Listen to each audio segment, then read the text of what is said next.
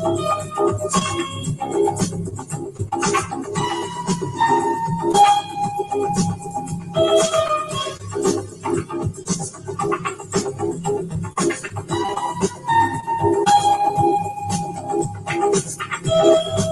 things at here websites.com.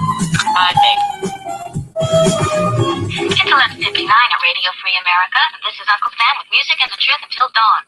Right now, I got a few words for some of our brothers and sisters in the occupied zone.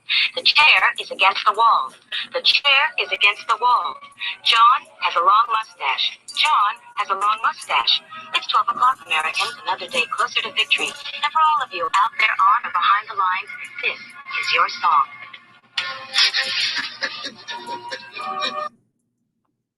Welcome, everybody, to our Daily Gun Show. We come to you live every weeknight at midnight Eastern, and we talk about guns for an hour.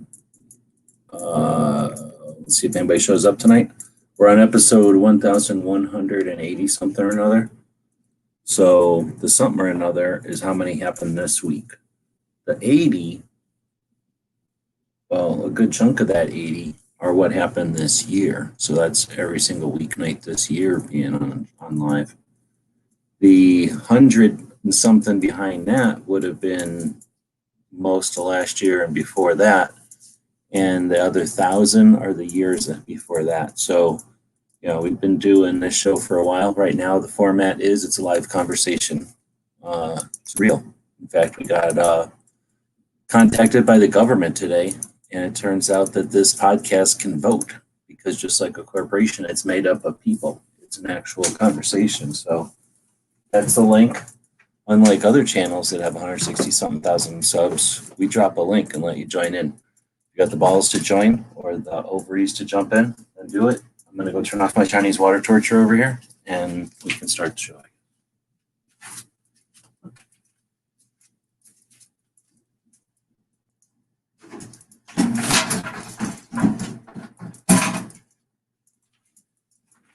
All right. So we'll see if anybody shows up. We'll see if anybody joins in. We'll see if we have a conversation tonight.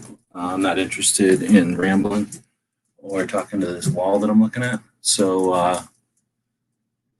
I'm working on different projects and things. I could get to work on one of them. We'll start off because people claim they don't get an alert, which you won't get in probably this week because the way I set up all the shows at the beginning of the week, I gizzarded it. That's where you set up all your shows a week ahead of time. And I don't know if that's the best thing to do because I don't think you get alerts. I think you got alerts whenever I set them up. And I'm going to start the show off by going over to gun calendars. What the hell? It's not the first already. It's still the 30th. So today's the anniversary of Arizona getting CCW in the bars. Tomorrow is the first. That's where we'll get the anniversary of Alabama and in their prohibition on hunting with suppressors. Let's see, go over to the other calendar where I have this other stuff. See, that's a perfect example of a task I could be doing right now instead of doing this show. I did ask the Patreons, though, who are really the ones paying for this time, and asked them if they wanted me to keep doing the show. And they said keep doing it. So keep doing it. Let's see, it's September 30th. We also have the Lautenberg Amendment. That's the domestic violence for misdemeanors or felons disqualifies firearms ownership. On the surface, sounds like a good thing, right? Who wants spouse abusers to have firearms? But is it just picking on firearms? Is there a Lautenberg Amendment against knives? How often does a spouse get cut or threaten to be cut with a knife or with a rope or with slamming their hand in a door? I don't know. What other mean things do people do to each other, right? Guns being picked on?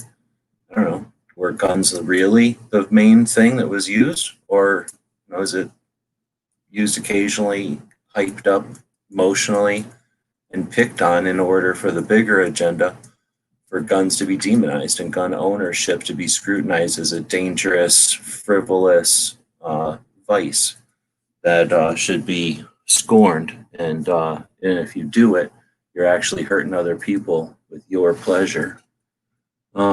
So yeah, it's an anniversary of that. That's why we call this a real gun show, because if you got the balls to talk about that, jump in. But otherwise you can just talk about whatever you're supposed to talk about. The two puppets, talk about the puppet show. Lots of shows talking about that. when you get worked up on cue, who's getting played? When they flip the light switch and you act, who's playing part of that role? Right on, Sandhills is out there. Got some thumbs. I don't really pay attention to the thumbs. I watch the StreamYard. It really doesn't tell me thumbs. It'd be neat if it did. I wonder if that's part of the API and they just didn't bother.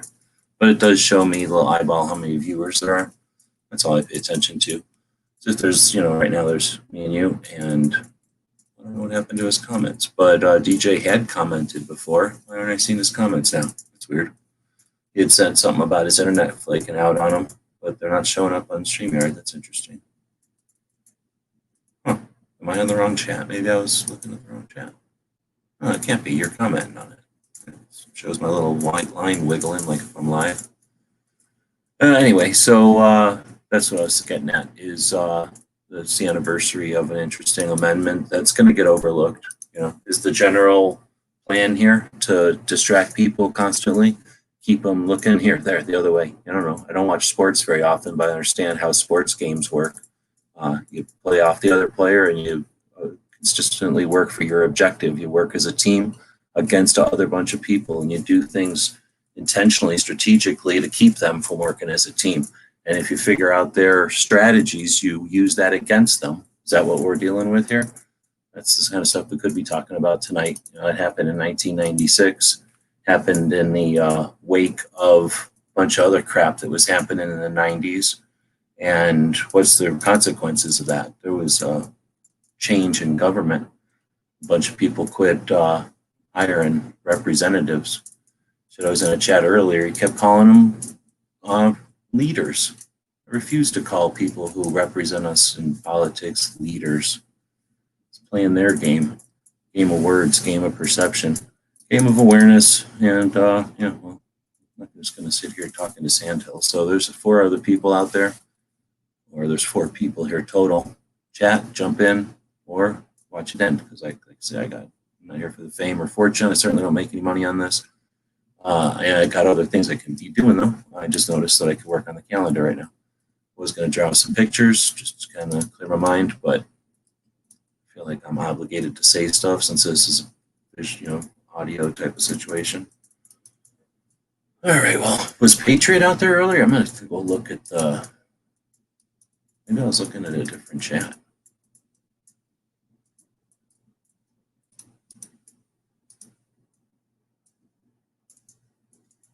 That's weird. Could have sworn there was chats earlier. Maybe it's because I posted it so long ago that they disappear. I guess they do disappear after like a half an hour or something. So possibly they just chat. I started dropping. No, I dropped that good evening a half an hour ago, and they've chatted since then. More than that, 40 minutes ago. Yeah, that makes no sense. And even if they would have deleted their comments, how does that work? If they deleted their comments, they'd still show up on the duck. The duck doesn't let you delete them. Didn't you comment earlier that your internet was being... Yeah, and it still is. How am I coming through? No, you're fine. It's just that I don't see the comment on either the YouTube side or the StreamYard side. And I'm almost positive I've seen it on the StreamYard side, so that's pretty weird. I wonder how many other comments get disappeared like that. And now it says there's 2 people watching. Mine was in the YouTube. You can see your comment on YouTube. You can see it. I did before launching StreamYard. Yeah. Okay. Well, like say, all the cowards ran out of here. There used to be 4 people watching. You jumped in, and everybody left. So, if there were people here, we'd ask them what they see in the comment section. But we're talking to Vapor. I can sometimes have that effect on people. Oh, I think it's because I call them out, because I talk about a real subject or approaching a real subject, and they're like, "Hot damn, I can't just shake my fist at the sky. I'm scramming. I'm getting out of here. I just want to vent. I just want to not think. I just want to yell." So as soon as I challenge them with an actual topic that's late in the evening, a lot of people are like, "Oh no, I ain't into that." No, I don't know. Plus, I don't even know if the art is telling me how many people are really in here or not. Anyway, I can't ever tell. That's why I'm asking people to comment. It's one of the ways you know if there's people out there, if they say something. Oh, got it. But anyway, I'm just saying stuff to say stuff, and this is why it sucks. I hate just having to say stuff to fill time. I need to get some kind of robot to just say shit. Yeah, I've seen a couple of videos of people's AI programs that they're using to target telemarketers. Oh, really? Buy Yeah, things. so Here. Websites.com. I'm just gonna do that for half an hour. I'll just do that for half an hour. Nobody comes in here and chats about nothing good. You got any topics to chat about? Well, I spent just an inordinate amount of time today trying to deal with I don't know, just like stamping out some of the fires for everybody that was trying to find out what my opinion on the debates were and what debate was. And Wait, hold on. I didn't even get. You mean like people in real life, friends and family and workers and stuff, not like online commenters and viewers or something. Right. And I don't like to be an on the spot expert for anything, and particularly when I have not even seen what they're talking about. So I had to go back and I had a choice between, well, probably many other choices, but between Ghost and Liberty. And Ghost's intro to the live debate was running a little bit long, so I quick checked and saw what Liberty had done, and I stuck with her and that penetrating high nasal laugh, and I'm smiling as I say that. And yeah, I lasted probably about 2/3 of the way through the proceedings before I retired from that because it just was like completely unimpressive as far as real discussion or debate happening. Just too much infighting. And so I just watched it on C-SPAN Raw and then watched the comments on Liberties and on Jaegers and on Waltz. That guy jumps in here once in a while. And Walt is a bunch of younger kids in California, moping about California mostly because they live in California. And then Jaegers was, people that go to tactical response and or his mindset. And then Liberty Dolls. Hers was like 1,200 people watching at some point. Jaegers was more at like the 400 to 800, I think. And then Waltz was like a regular person, like 20 people or 15 people or something. So I didn't listen to any of them hardly, except for if there was like something going on that I could pause because I kind of could tell where they were going or they were reiterating on the main real debate. I would go maybe pop it open or simultaneously open both audios because you can kind of track two audios at the same time if you kind of know what one of them's doing. So I barely listened to the other people I was watching. I just read chats, but I'm curious to see what you thought of listening through somebody else, because I've done that in the past with other elections, like watch somebody else watch it. So you get like the Mystery Science Theater thing going. So I'm interested in what you think of that and then the comparison. Because whenever I seen Ghost, it looked like they weren't looking at nothing. I didn't even know if they were talking about it. Because like I said, I wasn't listening. I was just flipping through channels that said they were watching it. And every time I looked at Ghosts, it's like they were talking about a gun or something. Like they weren't, I don't think they were following. It's like they were an alternative to the debate. They were just talking about normal stuff, I thought. So the thing about Liberty Dolls is like 1,200 people chatting. It was basically useless watching her chat. Every once in a while, you could say something or you could reply to somebody like with that little at situation going on YouTube. You can kind of poke at somebody directly, publicly, but directly. And there was a little bit of that going on with the people that were able to understand a conversation that has, 16 pieces, other things in between, because not everybody can keep up with that. Not everybody knew those conversations were going on because everybody's at different levels of experience. So with Liberties, and she doesn't control it. Like she doesn't go in there like an old hat who's been doing live stuff for so long that she controls or is able to keep up and keeps everybody up to date. Like she just sort of typically, surfs the comments, like lets the comments come and she hits the one she hits, but doesn't have some kind of methodology to it or whatever, methodology to it. So anyway, I wasn't sure how it would have been the experience watching it on Liberty Dolls versus some of the others, because watching the text was basically chaotic, I guess is what I'm getting at. So I'll shut up and quit describing it and let you guys talk about your experience, I guess. I don't really want to talk about the debates because that's been played out. And, you know, again, I'm not trying to force no opinions down nobody's throat, but I am curious about your what's the word, experiencing the debates. Well, I was glad that I decided to stay with her, and I didn't mind being along for her ride. As things began, she certainly she didn't quite pick up her Cheetos yet, but she was, you know, busying herself and, you know, checking in on her chat and such. Regarding the chats, I only saw things because I watched it after the live broadcast for people that were doing super chats. So I didn't see a lot of. You don't see them all? I didn't. No, I did not. Oh, I wonder if that's a thing, because I thought that was built in. Maybe that's something you have to toggle on and off, because I thought when you look at something as a playback, you also see the comments streaming on the side. Okay, so that would have been a lot different then. You're just, so was she commenting? Like, say, I really wasn't listening to hers. Was she commenting like Mystery Science Theater as it was happening? A little bit, but not as predictably as somebody who's familiar with the script.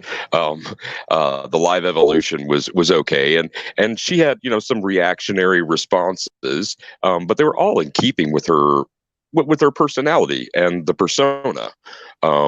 So that wasn't distracting really, except maybe a couple of times when her audio was stepping over the broadcast audio. And oh, by the way, yeah, she did use the C-SPAN feed.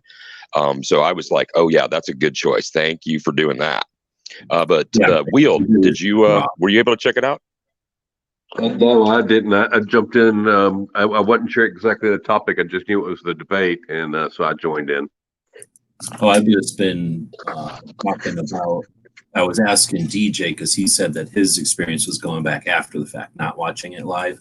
And since I watched it live and was just I guess I had turned off the volume, but was following the text chats on multiple streams who were simulcasting it. I was asking what the experience was like, sort of listening to the simulcast, you know, as just an experience, because like I was kind of saying, in the past years, I've been in those kind of situations, or I've watched them that way. And this year I just chose to watch it raw. I don't know. I just I had to choose something, so I chose that. I don't think one way is better than the other necessarily. So because I didn't experience the one, I was just asking about it. So we're talking about. I watched it live, the whole thing live from beginning to end, and I enjoyed it. The cutting in, you know, kind of bothered me, but you know, that's just his style. And I think he should have given him that 2 minutes and then turned into that. His whole purpose of doing that, I think, was just he wanted to get him to that boiling point, you know, where he's just saying, you know, man, and you know, that's where he's really trying to get him to, was just to piss him off enough to get him off his game. I don't really care about talking about the debate so much as the experience in the debates. So, like, you know, how you actually, so you watched it on C-SPAN or something, just raw. It's not like you watched it through I watched it on Fox News. Yeah, it was live. Yeah, and on Fox News, they don't have like a commentator saying anything. That's basically a raw feed also. It's just that they might have their ticker tape in the corners or something. Yeah, nothing, no ticker tape, nothing. It was just debate. And then did you go back and watch anybody's after thing of it, or?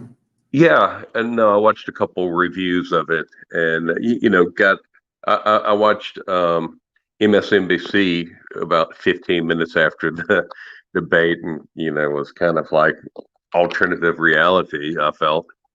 And you know, so you know, you kind of got to listen to a little bit of it, right? You have to. Everyone needs to really go check out a movie. I guess it's kind of a documentary called "The Social Dilemma" on Netflix right now. And it's I don't know, it's a documentary with some dramatizations, and the dramatizations I mention them because at first I was like, I'm really not a big fan of those. I don't think they're necessary, but this was actually pretty decent. They tried to sort of like Tron or something, or maybe War Games. Like they tried to visualize, the concepts of what computers are doing, and in Mhm. that effort, they kind of have this kid be like a emulated puppet or whatever you want to call, like an avatar type of thing, and the way that the platform deals with that kid's avatar or that kid's online presence, his roots. If he's the tree in real life, the roots online, the way that they deal with that, I thought was pretty sixth grade level. Like they took a lot of how the concept stuff that's pretty detailed technically and dropped it down to like where everybody can kind of figure out why basically the people they interview in this thing are the people that did some of the core pieces of the social platforms that exist today. And it's interviewing them on why they left the companies they helped build and start and create integral parts of, why these people left on the basis of that it's, I don't know what to call it, like they all have their own way of saying like not moral, it's like it's going in a direction that's not being controlled. It's just going in a direction because you can. It's a drift, and that's Well, that was you not know, something that they I, wanted to do. I sold two companies. They weren't, they weren't, social media companies, but they were both tech companies. One I sold, I lived in Czech Republic. I sold a telecom that after I broke my neck and moved back to the United States, I could no longer manage it from the States. So I sold that. And then the second one, was a telecom. I was there from 2001 to 2014, and I had a minority share of it, but it was just going a different direction, and I wanted to go with more technology and less voice, and it was just a changing thing, and I just felt that like I was on the outside, so I kind of relate to what you're talking about. Well, I think we're talking about different things only because what they're concerned about, at least in this documentary, what they're concerned about is the concept that machine learning is given the brains, where you can set a logarithm, and they're talking mainly on the social platforms and the way that people interact and depend on social. We started this whole thing with these debates or whatever. You have to watching the after actions as a way to get different sides. And I think it said like you kind of have to see the other side because you certainly do. That's what I was getting at.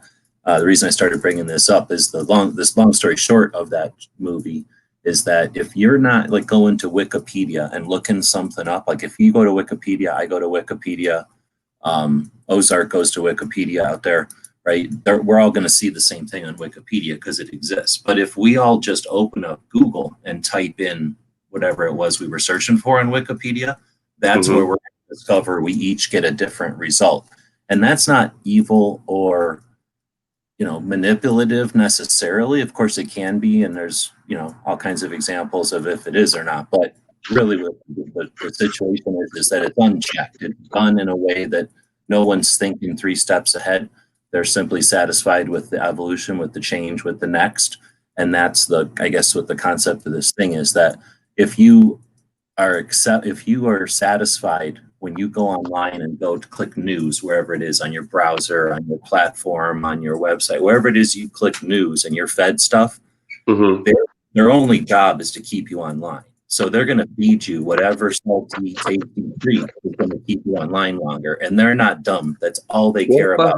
But hold on. When you are on Google and you click the news tab, or you will not get any conservative source of news.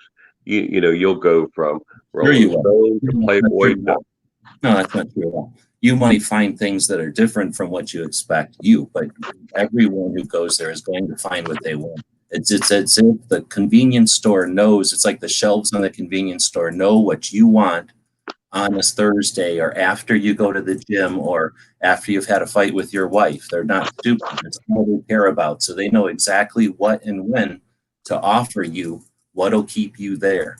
And no, they don't. I've left them. I now only use DuckDuckGo because Google wasn't satisfying me. I could not find conservative answers to questions I was looking for. This is a few months ago before everybody really started complaining, but I would type in name 10 good things that Donald Trump said, and you could only find liberal answers of 10 bad things about Donald Trump. You could not find one conservative. You couldn't get You're the right picking, thing from okay, well Google. that's fine, because I don't care. You're picking Google, and that's fine. I'm not talking about that. I'm talking about the concept of us picking up our phones and clicking a news button on whatever it is, and then accepting what's fed to us. If that's going to a channel that makes us feel warm and fuzzy inside because they never disagree with us and they shout down everyone that disagrees with them, there's no difference. I'm talking about the concept of when you have more access to whatever it is you want, how do we make the decisions to pick up what's healthy and not what is satisfying to our taste buds? And that's where we're talking about. That's what I'm trying to talk about. I don't care if Google or Facebook is mean to conservatives, because who cares? If some store was dicks to people with guns, is my job to change their mind, or to just tell other gun owners, hey, this shop's jerks to guns, let's go to the other shop and be done with it? At what point do we quit playing their game? At what point do they, who know, like I'm trying to say, they know that it's going to piss you off if they send you only liberal news, and that you're going to spend time on their platform searching for conservative news. We're going to sit here and argue whether or not they feed you what flavor of news, but the real situation is you spent time on their platform digging.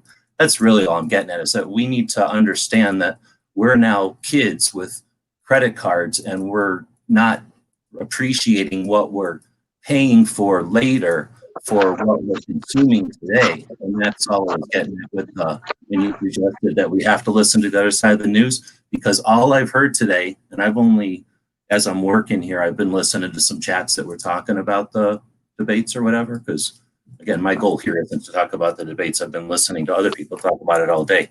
But all I hear is people that are satisfied that their side won. And that's not all conservative stuff I've been listening to. The other side, the people that only listen to the conservative side and they're satisfied that Trump won, are not going to understand that the other side is satisfied that Biden won, that Biden was bullied, and that Trump exaggerated or amplified his negative traits to them. So both sides, I heard that on MSNBC as well. Both sides are walking away totally satisfied. And unfortunately, the way that they've structured or engineered this potentially is that the people that are willing to give up are walking away satisfied as well, that this is a mockery. So they're satisfying the salty taste treat for the people that want to give up, for the people that are extreme in one or two directions. And the only people that are losing are the people that are kind of, I think, aware of what's happening and trying to get all these people to not hate each other. Because at this point, people are super satisfied to hate each other and to be satisfied with the news that amplifies their perspective that the other side is, XYZ. It doesn't matter, whatever your side is, they are always the opposite. And there's always going to be somebody who can profit by selling you news that makes you happy with that. Have you heard of the term Western chauvinist? I don't think so. That's an interesting one. It's kind of what the Proud Boys are calling themselves. They're saying they're Western chauvinist. And there was a pretty neat article. I'll send you a link to it.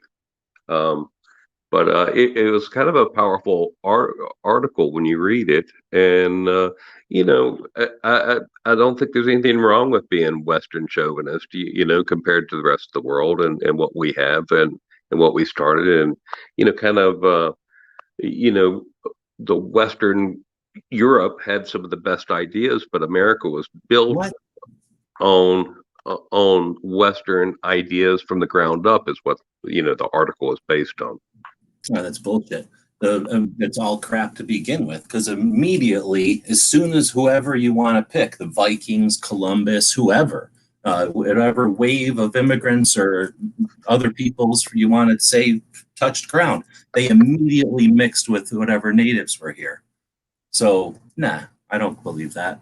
And once you'd explained it that way, I thought it was something different. Like, now, if it's of something where somebody's better than somebody else or somebody's way of life is better than somebody else, I ain't buying it. I don't like that kind of talk. You can appreciate what you've got, but as soon as you try to rank them and suggest that somebody did more or something, that just proves that you don't care or you haven't looked around. There's all kinds of stuff out there that's happened that How many other countries have you been to? who cares how many countries I've been to? I've never had a broken leg. I don't need to know if I have what a broken leg's like to know I don't need a broken leg. Well, I know. I mean, I've been to 40 countries. I mean, I could, tell you firsthand that, South Africa's, not a great country. If you went to 40 different countries' airports, that's different than going to 40 different countries' train stations, or am I wrong? Yeah, it's completely different. Yeah, I've And been that would to be different than going to 40 different fishing. business trips So I in 40 understand what different you're trying countries. to tell me, but you're not going to shout me down in my own show and tell me that my Oh, I don't opinion. mean to. I don't mean to insult you. I'm just giving you my point of view. All right. I'm just throwing the groundwork down that I'm not going to tell somebody that they've had to experience something in order to have an No, opinion. no. But I'm just saying that there are shitty countries. I mean, I think there are shithole countries. I mean, Somalia has zero redeeming things for it except for the people. But I mean, you can see how corrupt they are in Minnesota. With the voting fraud, they are seeped in corruption.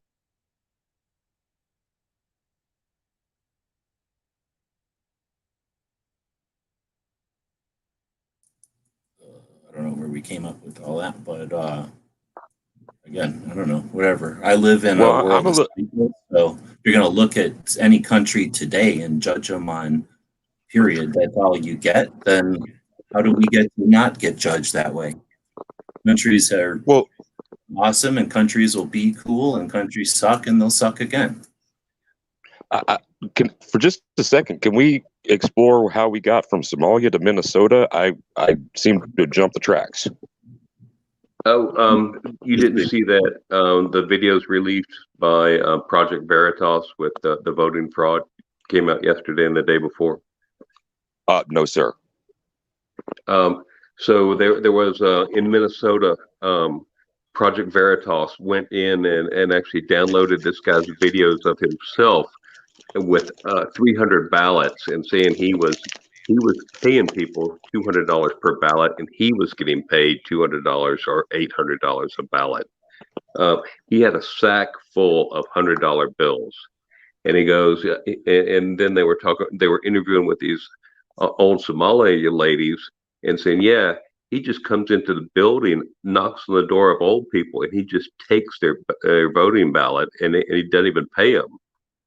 And there's just movie after movie of these. So it's two days of drop so far. He's got a bunch more to drop. This is the same guy that did the abortion videos where they were selling body parts and talking about buying Lamborghinis with the money they were getting from human body parts. That is some fucked up, repugnant shit. I haven't even heard of that.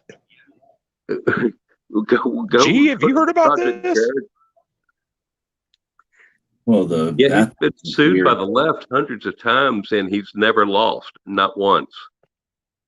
I don't know about any of that. I just know the thing about when it was eating dinner or somebody with some abortion thing or at some kind of meeting or something, and they're being all weird and talking about, I guess, how much money they make off of the various parts, and then somehow a Lamborghini came up. I've seen that. It's sort of like, body cam or some sort of pen or, bracelet or something, or a pendant that's a camera. So it's not obvious to the people they're being recorded or what. So it's real shaky and grainy type of video and stuff, but I've only ever heard of the other stuff. Yeah, so he's been going around, busting people, on the far left, for years and years. I mean, he's, a lot of these states where you have to have both sides to consent, but he's doing it as a journalist point of view, and he's saying that, hey, it's not I'm not recording the phone conversation. I'm doing undercover investigation. Like 60 minutes, but It's like gathering also, evidence more than an yeah, on interview. the cutting edge. It's like gathering evidence more than an interview. Yeah. But I don't think it's called Project Veritas. I'll put a link in the in the channel.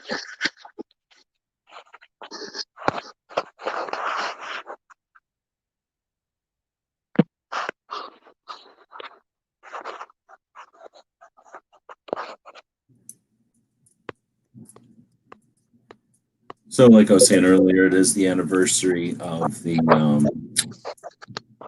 what is it? The man, I can't think of it now. The Laudenberg Amendment.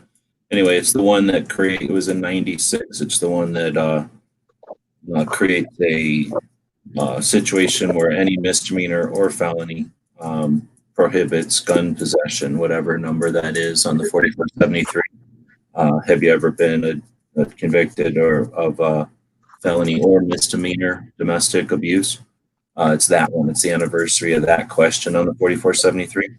So, like I said, the reason that it was interesting to me is I was driving through New Mexico one time, and I remember listening to NPR, and they were talking about, I don't remember if it was the anniversary. I guess it technically could have been right around this time of year. But anyway, they were talking about this kind of parallel or, tangent of this, saying that while this was a step to say that any spouse or domestic partner of somebody, and it's either felony or misdemeanor domestic abuse, it makes it not possible to own a gun.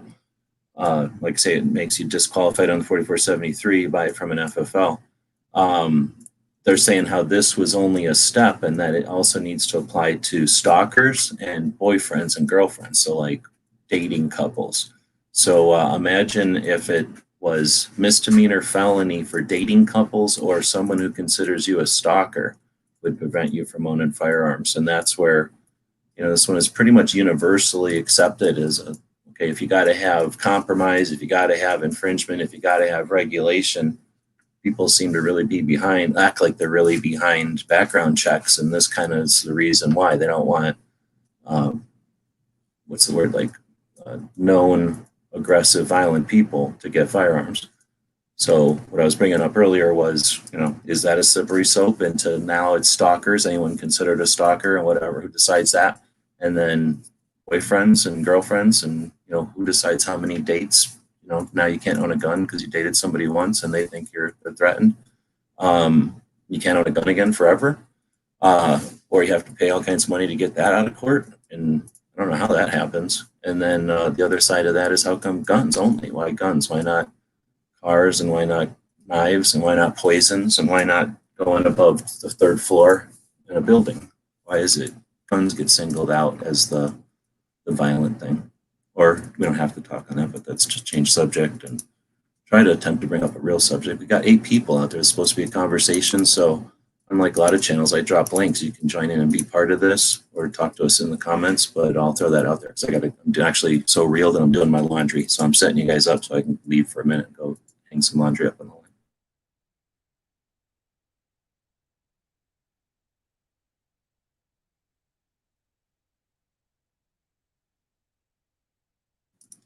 Well, this would be the cue for you all to say something. Are we still on? Is it still live? Yeah, we're rolling. Sandhills is saying define violence as hate speech violence. Could that be? Exactly. So I don't know. Like, again, if we're going to depend on some list to determine whether or not you're good or not, I don't know. Like I say, I got to go get some contact with the machine here.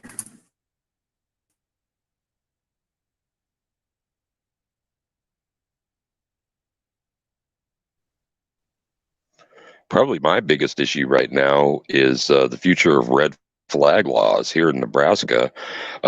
This calendar year, I was able to be in the Capitol for the 2A rally against, and it'll be reintroduced. But does anybody, Wheels, can you check in on what your state's or municipalities' red flag policies are right now?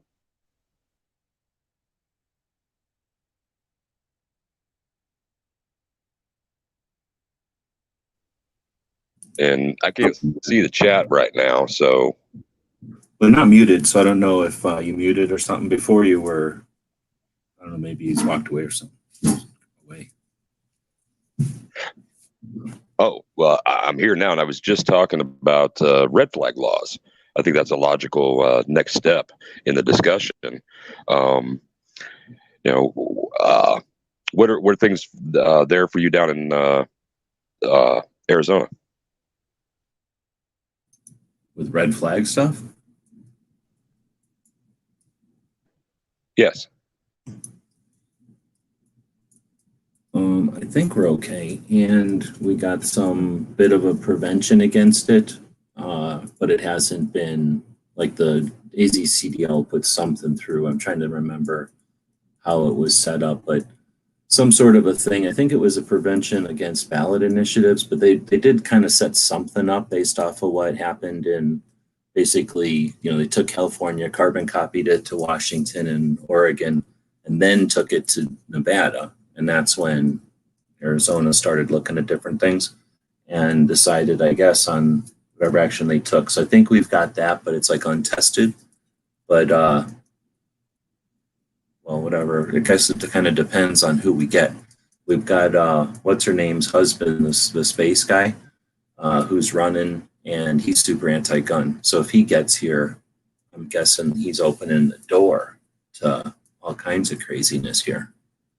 Because who wouldn't love that, you know? Bring some attention to yourself as the guy who fiddles with guns in Arizona. I mean, he's probably foaming at the mouth to be able to have that role. I don't envy anybody who desires to be in that position.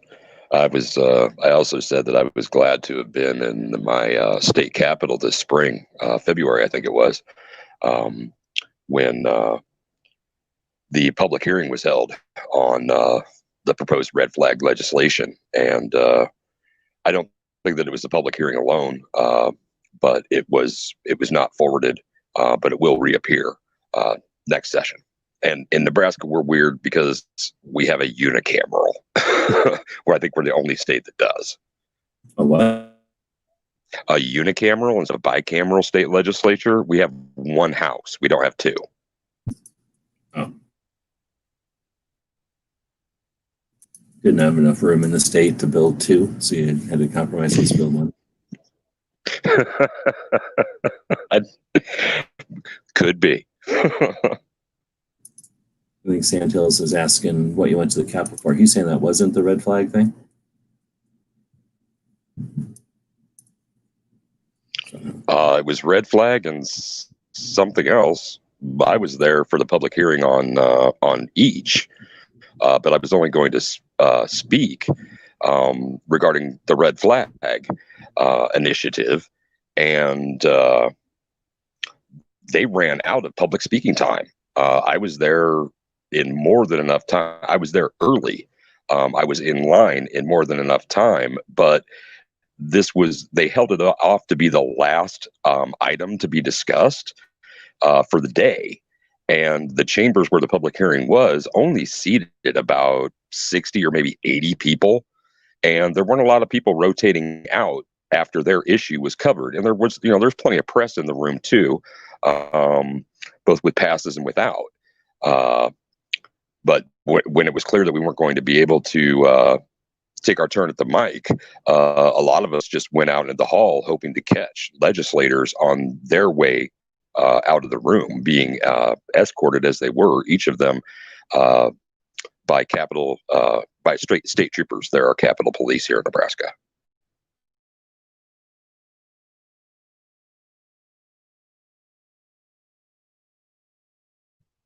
Was Sandhills there? I don't know. Don't pull that on me. You know how I get about you have to be there or not.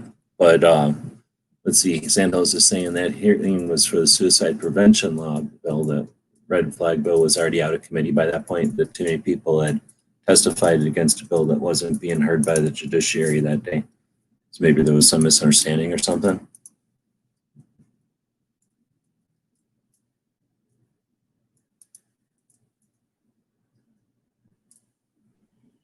I was able to see his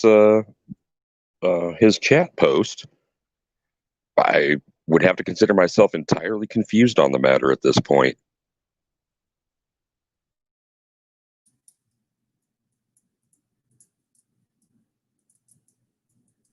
Suicide prevention bill, though.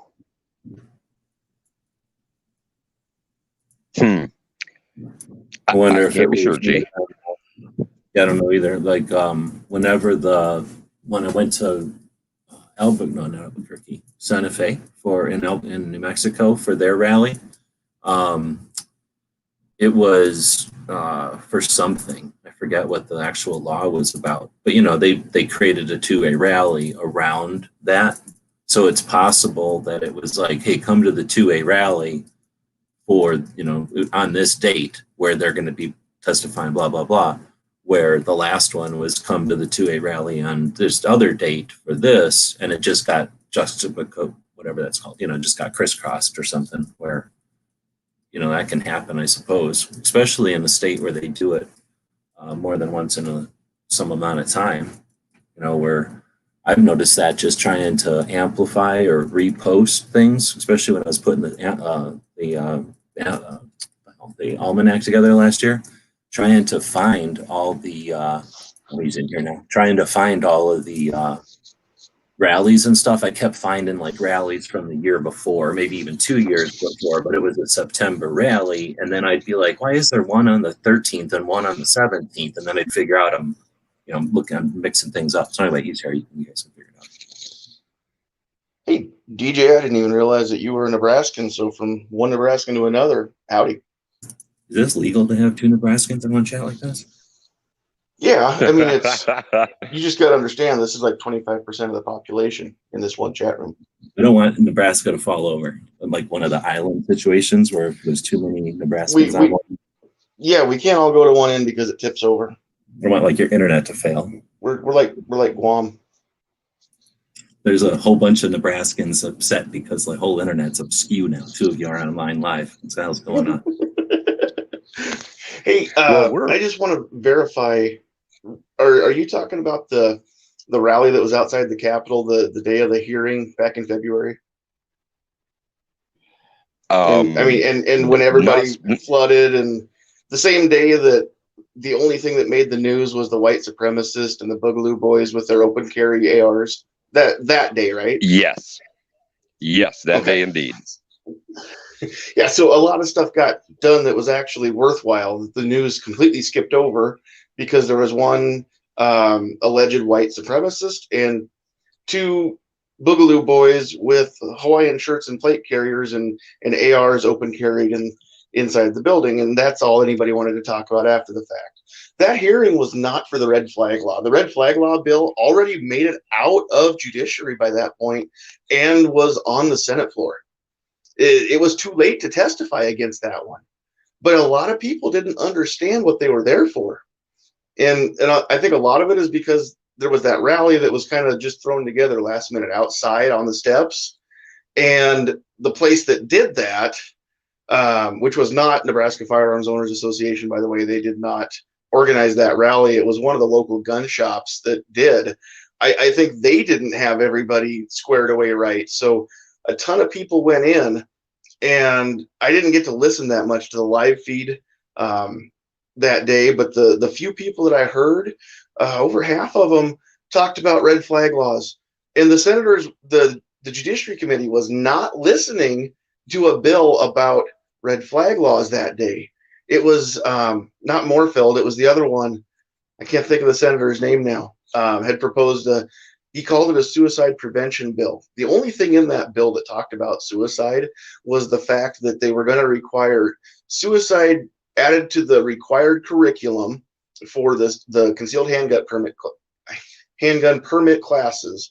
So gun instructors were going to have to teach suicide and psychological stuff that they're not qualified to teach. And then they were also going to require gun stores to have literature, which a lot of them already do voluntarily in their stores, dealing with suicide and mental health and things like that.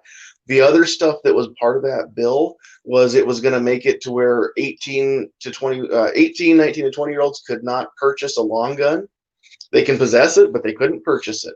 It was going to require background checks for, or excuse me, not a background check. It was going to require a purchase permit like we have now for handguns, for all long guns as well, or excuse me, all autos. There's a whole bunch of stuff that had nothing to do with suicide prevention, and everything in that bill was designed to fix a problem that already didn't exist. And that was the real thing that needed to be testified against. And so even to this day, there's a ton of people that thought that they were there to talk about red flag laws. And even to this day, they've never been corrected that bill was, that ship sailed. The Judiciary Committee already passed that bill and sent it out to the floor to be voted on. It died on the floor. It didn't get voted on because it wasn't the bill that got prioritized by the senator that introduced it. So it never got up for a vote, and it died on the floor. But it didn't die in committee. The other bill did die in committee because so many people showed up. So without getting into the details, because that's just one fight in one state at one, and it sounds like one portion of a fight, I should even say, in one state. So yeah, it was just one day in one state. But that whole dynamic, I think, is kind of what was missed when I was trying to talk. I was doing some stuff here, and if I do some things, I'll listen to a chat, especially a chat with bad audio. I got to listen to it on my other computer where I have a speaker plugged into, and I don't text so much on that one. But if I'm listening to something on this computer that I'm on right now, my keyboard's right in front of me, so I can text more. So that's what I was doing today. I was listening to a chat. The Kingpin's chat? I think it was Kingpin's chat earlier. And so he was hosting a chat just trying to talk about the, whatever the hell they were called, the debates and stuff. So, I'm trying to chat or text chat, communicate in the text, which is never easy, right? People, if they know you, they might be able to understand sarcasm or what you're trying to get at, but often, it doesn't get across as good. So anyhow, the idea that I guess I was going to bring up, when you were talking about there, a bunch of people showing up kind of incorrectly, or at least showing up with the right intentions, but on the wrong day, I guess, however you want to describe it. I guess the first question is, isn't there consequence from that in the big picture? The political strategists, the people that actually sit down and strategize for the politicians, because the politicians are just the team captains or the quarterbacks or whatever the word is, right?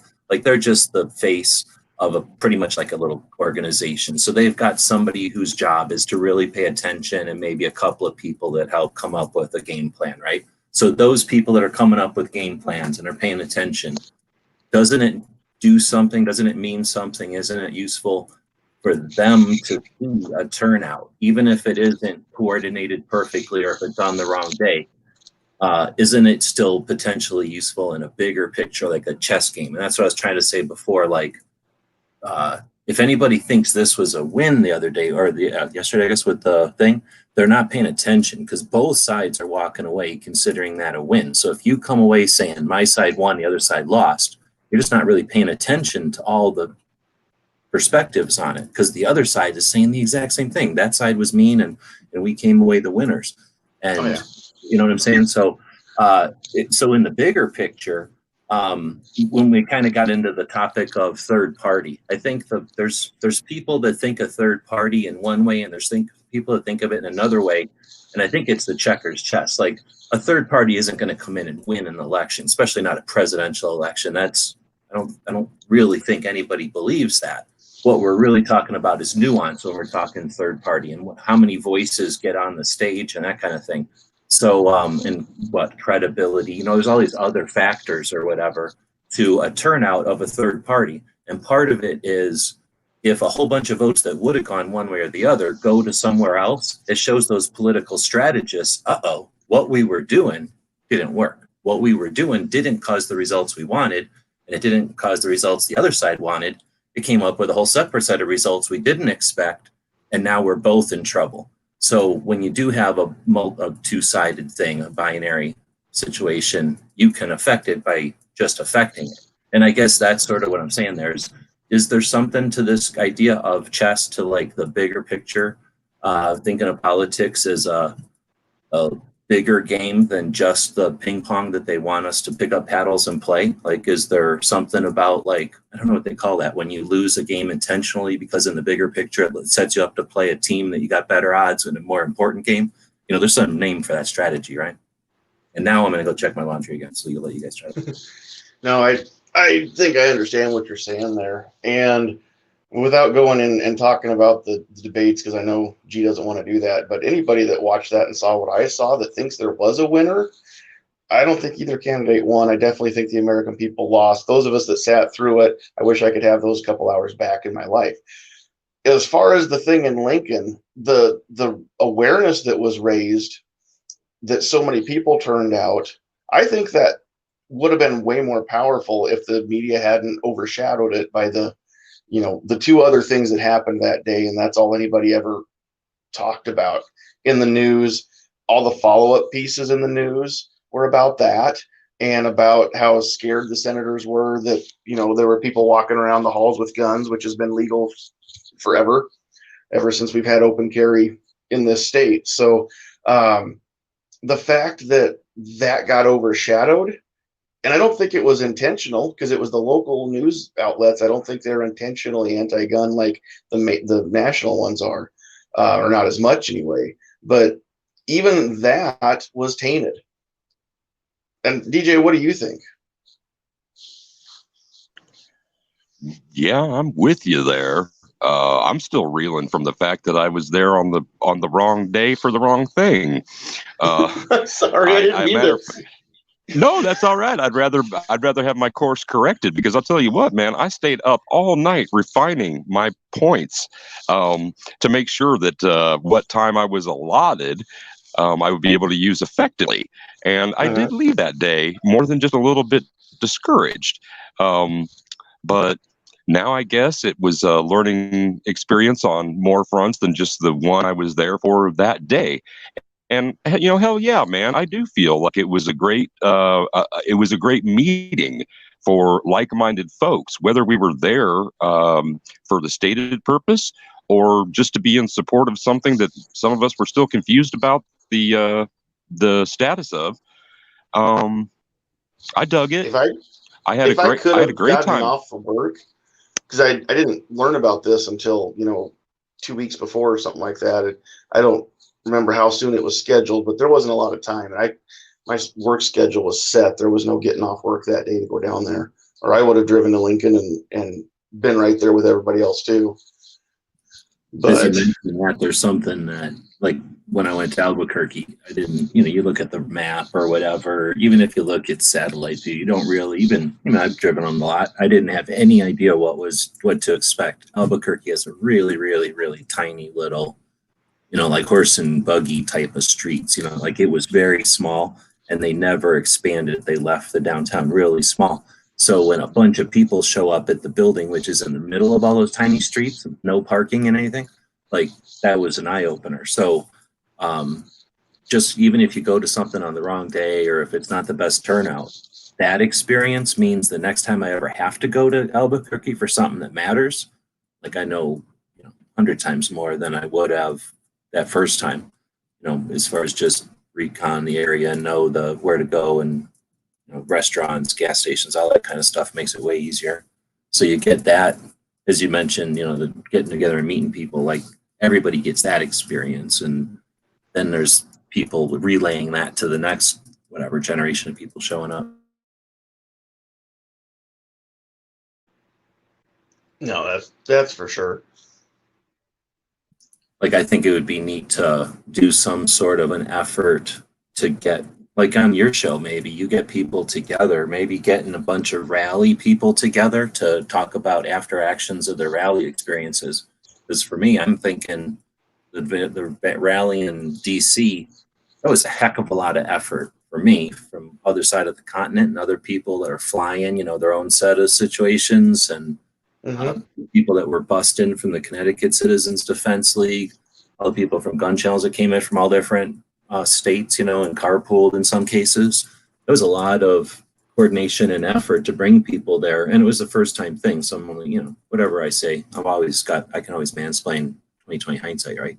But having something after the fact, or I think would have been ideal, is something like out here, at least there's whatever Kmart's or Walmart's that either moved or got bigger, or the roof leaked too much, so they built a whole new one. There's these big places, and now maybe they'll put gun shows in them on a weekend, or they'll do like a flea market in them 3 days out of the week, and then they'll have food carts show up in the parking lot. Like, they use them for alternative things.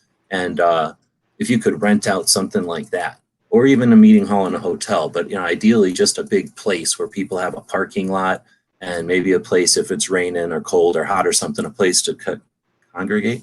But so a pre-event, what's that called? Rendezvous or meetup, and then schedule buses so that you make it effortless. So everybody can get over there. All the people that don't participate, all that parking's freed up for them. But then you have the event, and after the fact, everybody's going to go back there and naturally pick up their cars and whatever after. But you have all those buses take everybody home. All those people that didn't know about it now know about it and can join you there. And then you can have even more stuff going on. So you have the big event where it needs to be, on the courthouse, or in the Capitol steps, or in the grass, or whatever it's going to be. But then since you got everybody together, take full advantage of that. And there's only certain people that are going to be able to stomach some of the boringness of this whole thing. And that gives you so much more opportunity to create some alternative to the boringness, to get some of that important information across, And then the networking and stuff is amazing. And if you're sitting there listening to someone blow your mind with something important, or you're trying to, I don't know, just, be aware of what's going on when you're at a situation where you're on the courts, the courthouse, or I keep saying courthouse, when you're on the Capitol steps or something, state level or national level, you just want to have your wits about you. You don't want to be in condition wait, right? You want to be in condition, I know what's going on here. So, it's just not the right time and place to actually do some networking. So having something comfortable after and before would have been ideal. So I would think having a bunch of promoters get together and talk about ideas like, how do we get gun shops in the area to let us use their parking lots, and coordinate some sort of a carpool thing where, people that have a passenger van, maybe their bus or their church or their civic organization has like a passenger van that they use for events. Maybe they can borrow that and shuttle people from a gun shop or from a shooting range.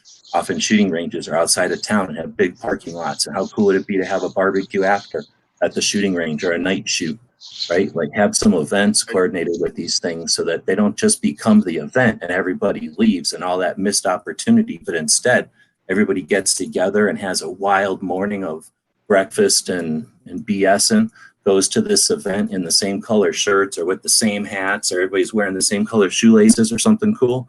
And then you all go back to some vegan barbecue, and you all wake up and have a good time, and maybe even people camp overnight or something. And then you create all kinds of new stuff out of, blossoms from, an overnight, or from an event like that, where people can just, get into groups and shoot the shit when it's all on topic right after the event like that, where you've got all that energy from everybody actually showing up. You got all, and now you got cameras. Think of all the live streams that would be coming out of that after event. Anyway, so instead of all these promoters having to do it by themselves, it'd be cool to see them get together and have, there's gunsmith groups for networking. There's networking for industry, all different kinds. There's networking groups for media, for 2A. I'd like to see something for the rally promoters. There's whole people that don't like rallies, that don't value them. I mean, I know heads of 3-letter organizations that do not value rallies. They'll never put a ounce of effort or money into a rally. Yeah. Period. Well, just listening to the big one in DC last November, when they were kicking around the idea of holding that rally, I've heard Rob Pincus say to, on more than one interview or whatever show it was, that, he talked to some of those same heads of those organizations, whether they're 3-letter or, multi-initial organizations. And they all kind of told him the same thing. You know, you're setting yourself up for a disaster.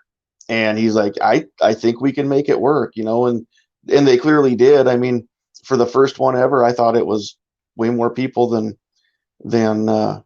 you know, anybody really should have expected. This whole thing started from like, what are the side consequences besides the actual event? And yeah, I think, like you said, that was massive success when you count all of that. Yeah, exactly. Enough so that they're doing it again this year, even though it has to be virtual. They're still going ahead with it, you know, and hopefully it becomes kind of an annual fixture and just another opportunity, I guess, for people to get together. You know, it's rallies are different than like GRPC that just happened, you know.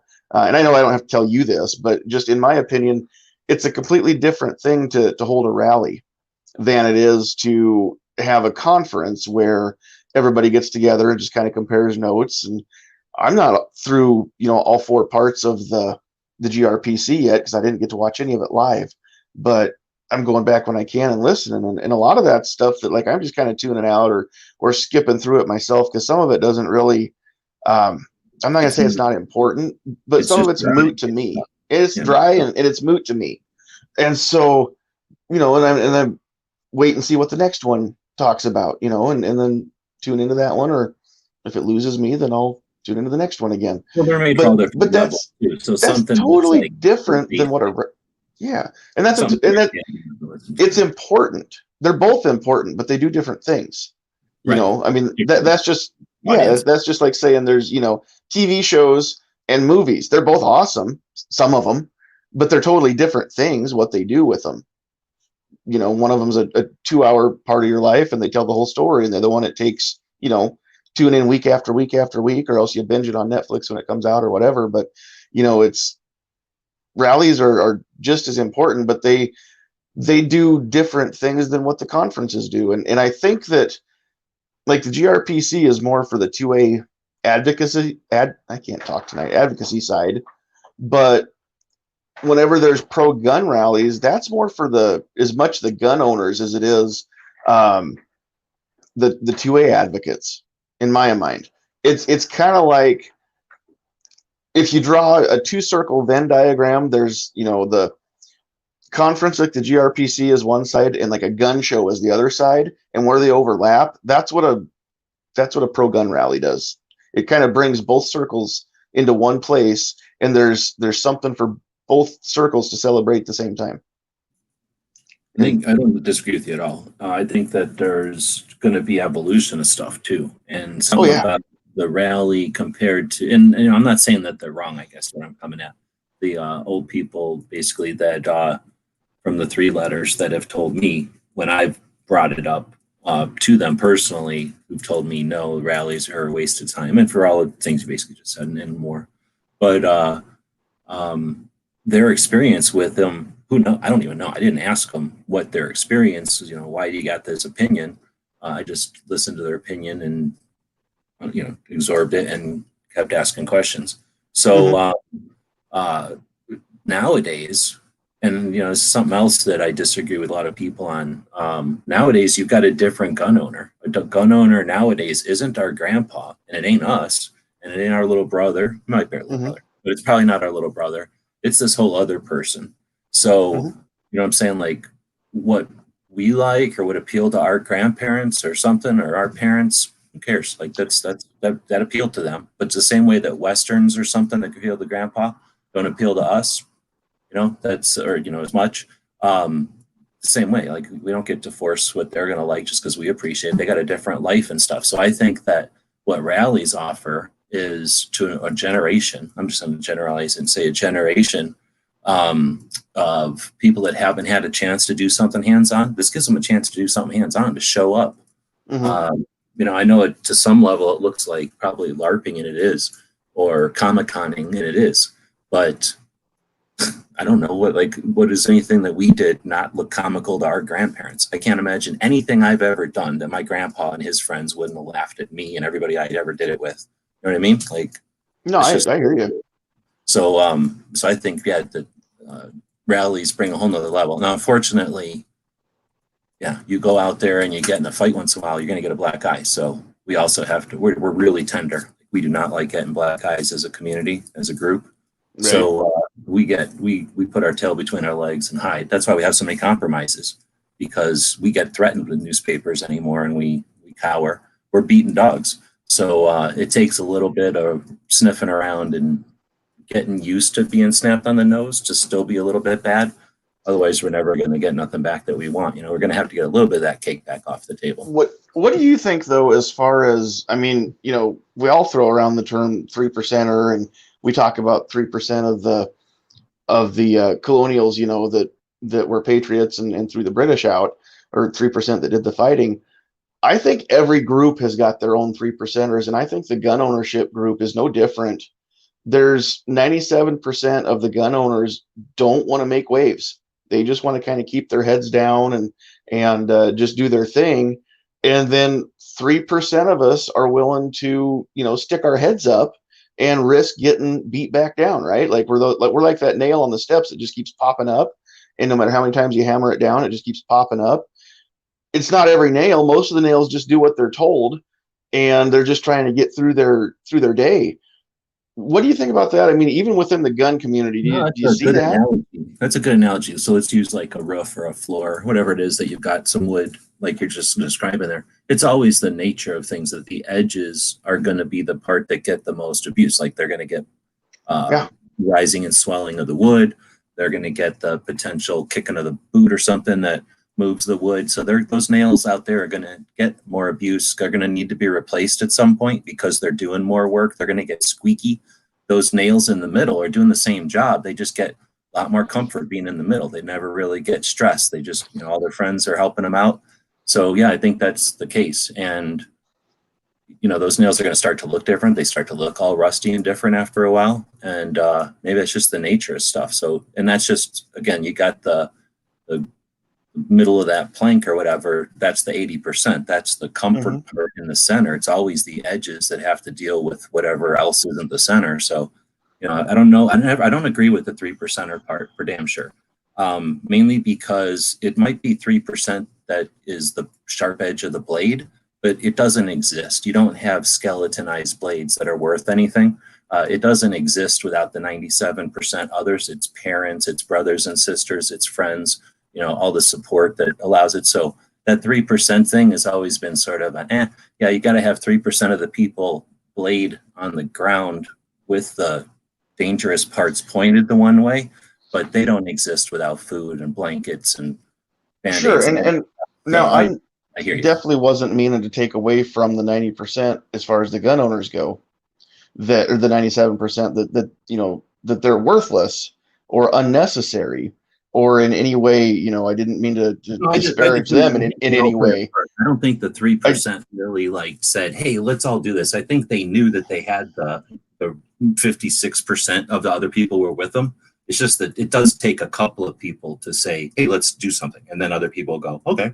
You know, but it doesn't pay attention to all the other times, every single day where somebody else is saying, hey, let's do this. And everybody but even an event has to be that way. I mean, you have a rally, and everybody that comes to the rally can't talk on the stage, and everybody that comes to the rally doesn't want to talk on the stage. But you have, you know, whatever it is, 3 or 4 people or a dozen or a couple dozen people talk, but without everybody out there that attended the event that's listening, you didn't have an event. If it was just the people on the stage, they're yelling, a weirdo yelling on a soapbox. Exactly. So yeah, everybody that shows up at that rally is important, and everybody that can't show up but wants to chip in and, you know, spread the word, or, you know, that's most of the time with work. I can't get away and go do stuff, especially 2.5 hours away in the state capitol.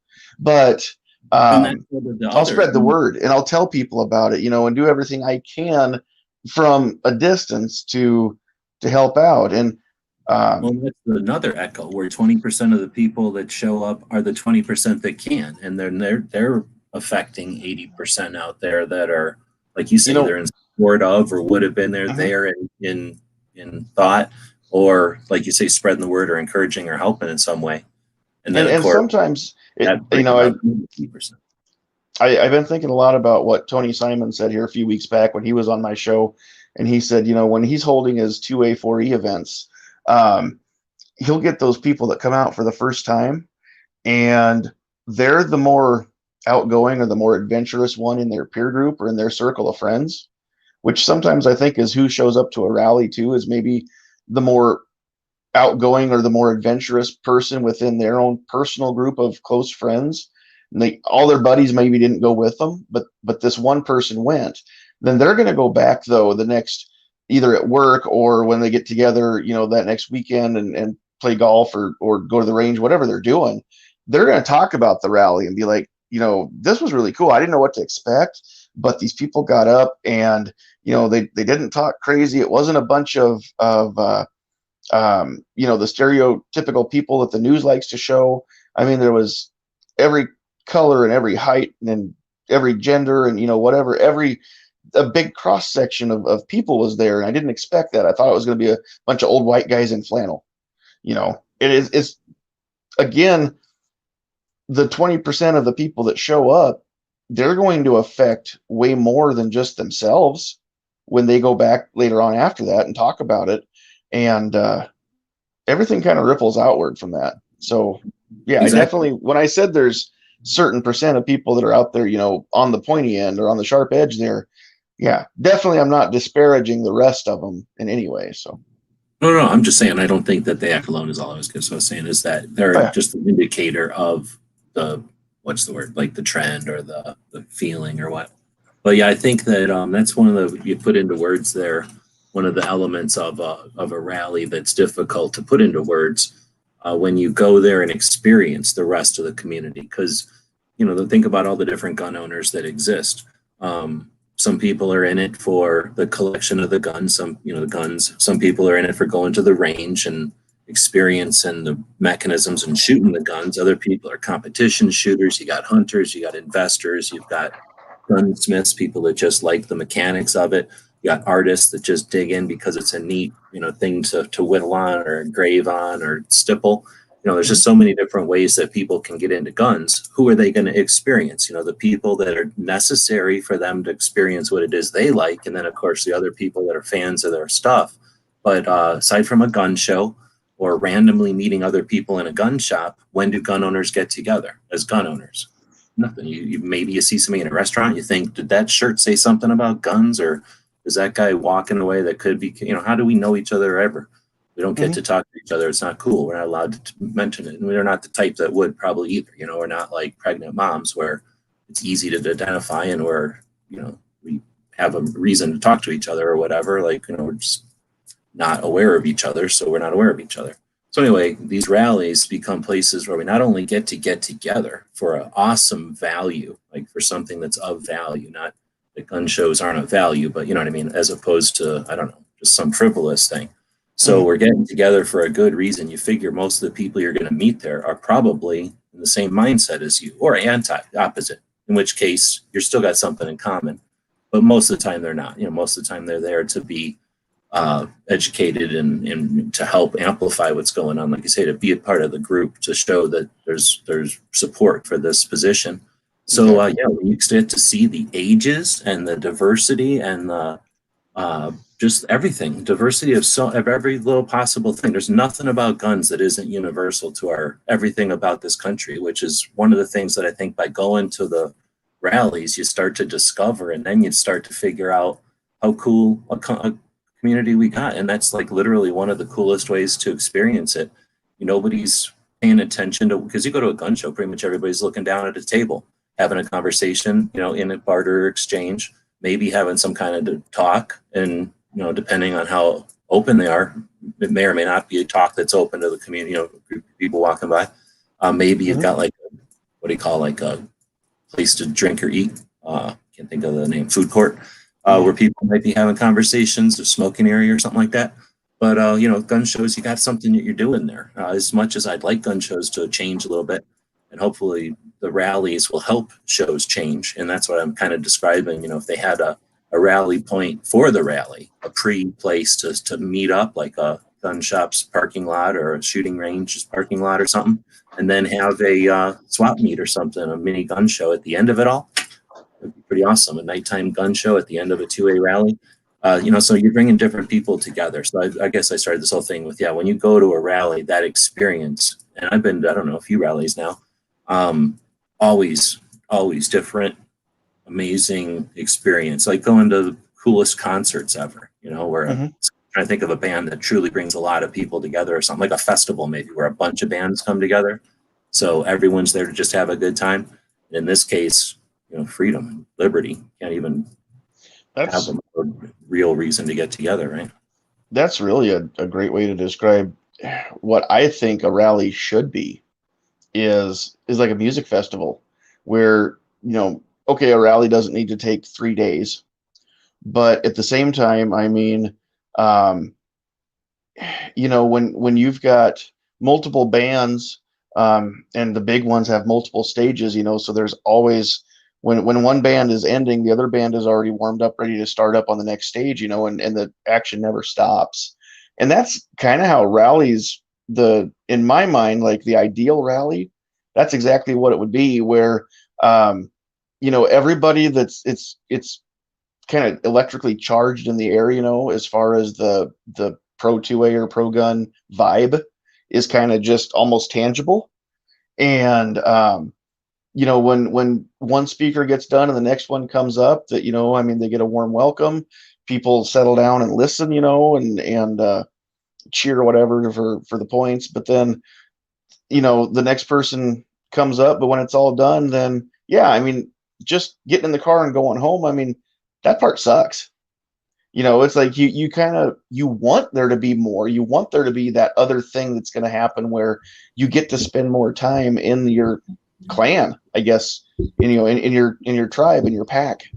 Even I don't know if maybe there's a therapist that would know more about it, but you would think just for the is it called after action? Just for the recap, be able to take a couple hours to get to a place and then start talking about what immediately just happened. And again, with all the audiences that would be there, with all the different live streams and stuff. Now, the people that go there as a group, when you get 2 or 3 people together that carpooled, that's what's going to happen. They're going to have their own little recap and on the ride, on the ride home or whatever. But if somebody shows up alone or just them and their them and their spouse or whatever, or you're going to talk to the dog, but she's not going to talk back. Yeah, exactly. In Albuquerque, that's how I felt like. In Washington, I was with Marco and Pink. So we went back to Pink's, whatever that thing he rented or whatever, we had a place to go and then we went to eat or something. So we had something to do there, but I still would have rather not have depended on knowing somebody who was going there or lived there and known that there was some sort of thing to then, because the thing is, you just meet a whole bunch of people, really. My count was 750. Because I took a camera and spun it around at 360 and then still framed and counted everybody. I think I counted, I don't remember the video. I think it was 8-7 something though. So, and I didn't know any of those people, all those people from Connecticut and stuff. How cool would it have been to just have some sort of, I don't know, do you call that a potluck, or everybody just brings stuff, or you call it a barbecue, whatever the hell you call it, where everybody just trying to tailgate party? I don't know what to call it, but just, we're going to be eating, bring your own food or bring food to share and just have a giant parking lot party or whatever it would be called, make it a new thing. And anyway, just to kind of do what you're talking about with, well, at least have the opportunity to do what you're talking about with everybody, or with a lot of people at least. Yeah, there's really no reason that a rally couldn't be like a major sporting event. That's where the tailgating in my mind really comes in, is like a football game, or baseball game or whatever just happened, or how it's going to affect. If the rally's going to start at noon, but people are showing up and throwing lighting up the grill by 9 o'clock in the morning, and just kind of warming up and getting together, and that's a day that everybody can wear their favorite 2A slogan shirt or their Browning shirt or their Glock shirt or whatever they like. And, it's kind of like being at a sporting event where you can recognize, these are strangers, but they're wearing my team on their chest. So I know I can talk to them, and the people that have the other team, I'm probably not going to talk to them as much, and whatever. All right. And describing this, I came up with a new game to play at whatever this event is called. So how horseshoes is, you got this stake sticking out of the ground. and then you throw a horseshoe at it. Nobody drives horses anymore. So you're going to play for pink slips, and you're going to wing handguns at those sticks. And if you get your trigger guard to catch on it, then that's how you win, or you keep your gun again. Wow, that sounds awesome in an asphalt parking lot. Unloaded. Well, still, I'm just thinking. Let me take my $500 or $1,500 handgun and just toss that. And gosh, I hope I hit the stick, because otherwise that $1,500 value just went to $300. Well, hold on. You buy a separate gun when you go shoot like competition silhouette. You go buy a different gun if you're shooting long range rifle. You buy a different gun if you're going to go hunting. So why not buy a different gun for whatever we're calling this game? Something with a big trigger guard and doesn't have a lot of value, maybe perfectly weighted. Cheapen it up and do like some sort of blue gun or something. It'd be like marbles. So if you win, you get the other guy's marbles. If you win, you get the other guy's blue gun. Go with blue guns or something. Yeah, cool looking blue guns, because then they'd be resistant and maybe still be many people get upset. But maybe it's like blue guns for regular people. But then if you got like a high stakes game, you play with real guns. There you go. Or pink slips. But I'm just trying to come up with new ways of having fun at one of these barbecues. I do like the barbecue idea. Could you imagine somebody walking by the State House grounds and there's a smell of barbecue, and you got all these people who won't come out to a boring old 2A rally or something, but yet they smell food, and it's like, oh yeah, we have guns. Maybe we ought to go do this.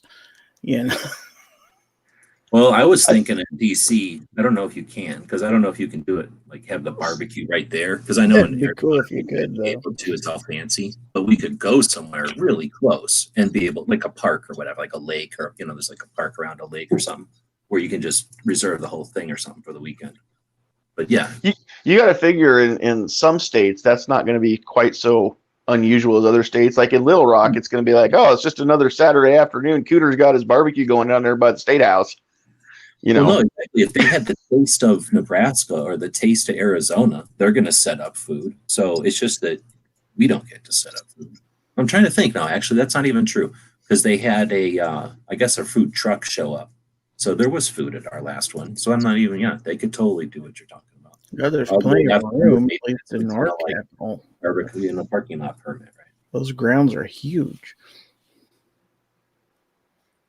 Yeah, I would think that, well, maybe not around the Capitol. You couldn't have like a grill going or something like that. But depending on the venue that you pick, or that'd be a great thing though, where you have your staging area, like in the parking lot of the sports stadium, where the buses line up and stuff, and everybody goes there and parks and camps out and sets up their base camp with their grill.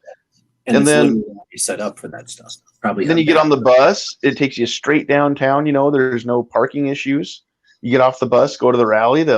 When it's done, you load up. You get back on the bus. You're all charged up. You go back out to the Redskins stadium parking lot, whatever, and then. And they got security probably, so you don't have to worry about your vehicles. So nobody has to worry about all that. Nobody gets to predatorize because that's the other thing is when you swamp the downtown, think of bad guys. Like they must love it when anything, like any kind of sports thing or any kind of event or any kind of legal situation that brings people down, they must love it when a bunch of people who are not familiar with the area come down and just start parking all kinds of cars everywhere. Oh yeah. So no, I could see that being super beneficial. Plus just what's the word, like making it efficient, right? Like all that time on the bus is potential, because do they even make buses without TVs in them and stuff anymore? Like you could be saying something to consider, here's some ways to be consistent at this event. Here's some, you don't have to do this, but here's 4 different things, think about doing the same, think about how we're going to be perceived. Oh yeah. And sell, I think it'd be cool to sell bus passes for, more than just to defray the cost of the bus, but give everybody a hat. With your bus pass, it's $30, but you get this hat to wear at the event. Everybody matches. It's just like a sea of like teal, teal, the DC project picked teal, but it's not just for them. It's, gun rallies pro gun rallies need to have teal kind of everywhere. It really contrasts with the whatever moms against guns whatever it is with the red shirts, Shannon Watts. So that'd be kind of cool too, just to kind of get everybody that sense of camaraderie. Like everybody's wearing this teal hat, but everybody under the teal hat doesn't look the same, act the same, talk the same, use the same guns for the same reasons. Like we're all different, we're all unique, but we're all here together for one purpose, which is kind of cool. Mm-hmm. And yeah, I mean, I just think that's an opportunity, right? Like that's how you get to that, is by practicing, by doing it, and by having them. So I'm all about the virtual too, because the thing is, everything we've done live has been, they ignore the virtual part of it. Now, Sarge and Budget, I think, were the two streaming the DC one live last time, right? At least they did the longest version. Like they did, I know other people were, but I think theirs turned out to be like the longest, like uncut ones. At least they seemed to be, like, every time I looked over, they were constantly filming. I think other people were filming video and stuff, but those guys were streaming. But neither one of them got asked. I don't think either one of them, like the rally didn't say anything. They didn't have like, hey, if you're streaming, use this hashtag, or let us know so we can tag you and let people know where to watch, or anything like that. Like that part wasn't figured out, but they're still doing it. So it's like, even though it exists and it's going to happen, and that's only the two people we know about. I mean, 700 something people there. How many people were streaming? Who knows? Hundreds, maybe 800, 50, dozens, who knows? But some number. And since we don't know, it's an unknown. So I guess that's something that, how do we get to getting all this shit down and being as efficient as possible, is by doing these things and then figuring that kind of stuff out. And then next time try something. And then before you know it, that's just part of it,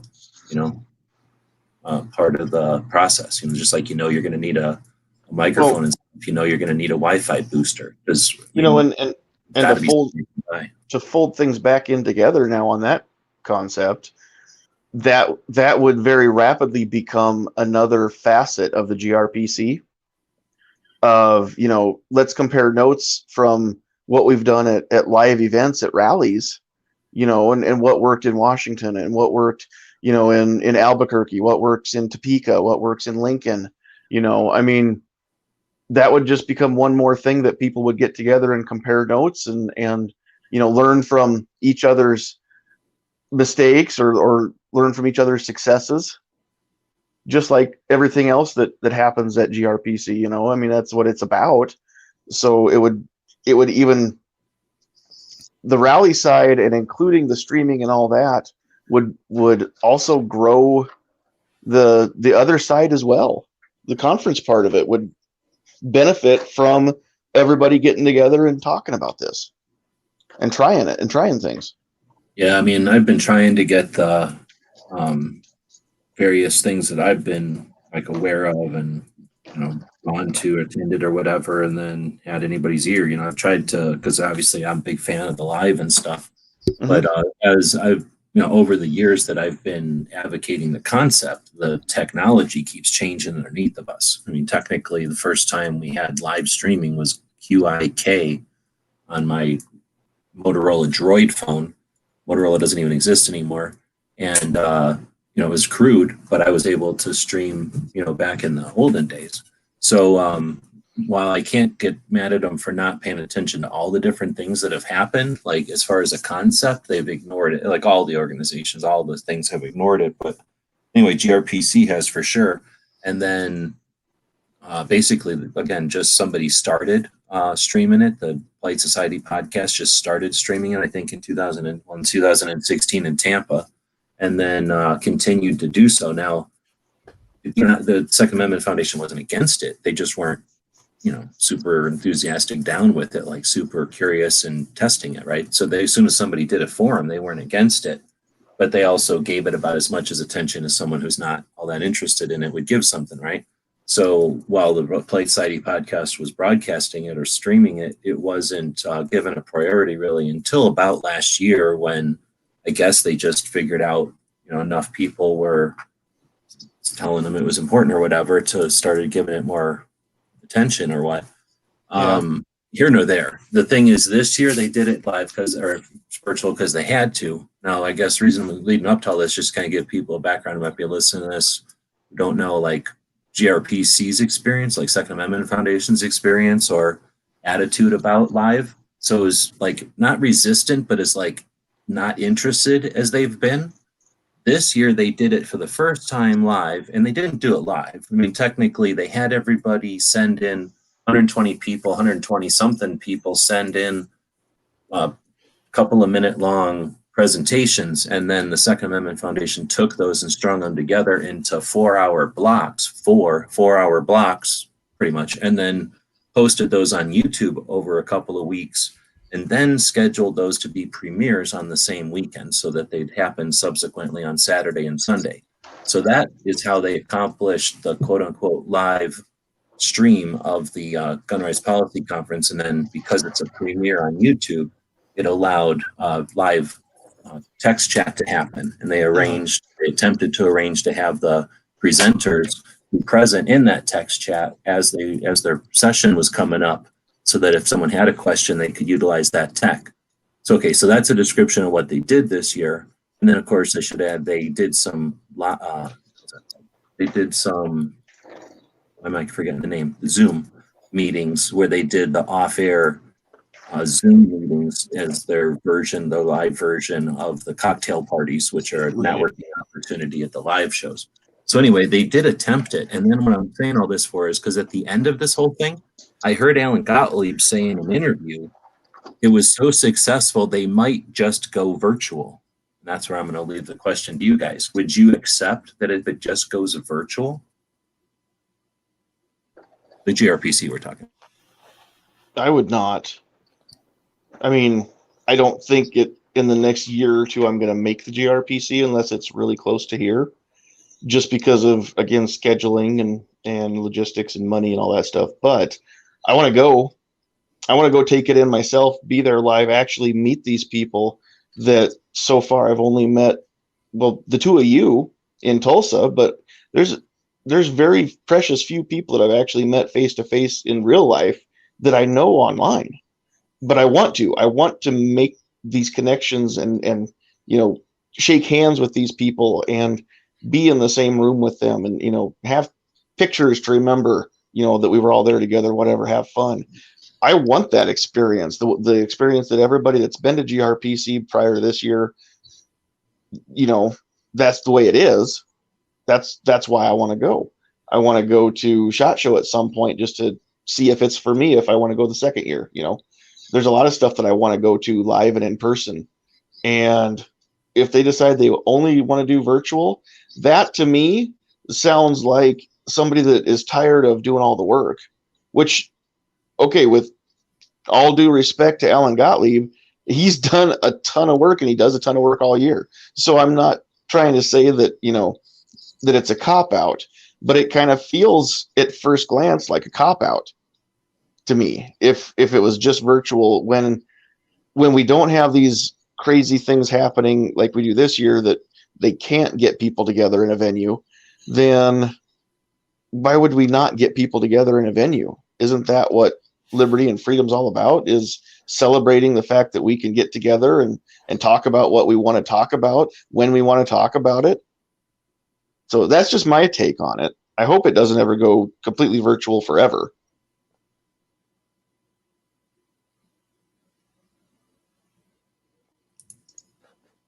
Kind of Gary, if he's going to throw in on that. Well, I kind of sort of agree with Sandhills on that. If it's possible for people to gather together, I think they should bring that part out. I would hate to see them totally get rid of the virtual aspect of it, because it allowed an awful lot of people to experience something they've never ever or would never ever get the chance to experience. Obviously, the people who took it in was a great deal number than ever have been able to see at Gun Rights Policy Conference. And that can't be anything but good. But I don't want something like that to keep people from actually making the event if it is held somewhere physically. Those people who can and choose to if it's possible, we don't know what the health situation is going to be like a year from now. But if it allows people to physically go, then that part needs to be reconstituted, because for those people who can physically be there, there's a benefit from being able to be face to face and shaking hands and actually reading people's, you can have a lot better conversation with somebody when you can see their facial expressions, their hand gestures, and everything else, and to be able to just be right there at the table or in the same room with them and talk to them. But like I said, it's also nice for somebody who can't make that trip to be able to take it in. No, So and I didn't mean for sure. I didn't mean cut out the virtual part.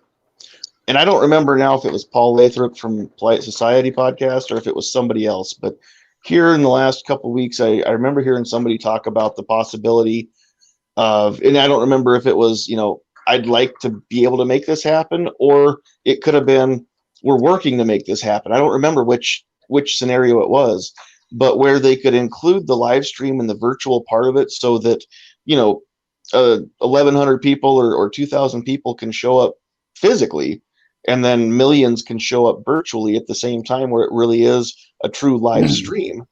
And then when it comes time for, if there's any Q&A from the audience, that there's like an actual, moderator or somebody that's in charge of the live stream going out, say like over StreamYard, where they can actually throw real-time questions from the live chat up on a screen and have the presenter actually field those questions in real time, versus having to send them an email or whatever, or just talk about it after the fact. And it really would make the live conference exactly just like what we're doing right here, where people can interact live out there in the chat.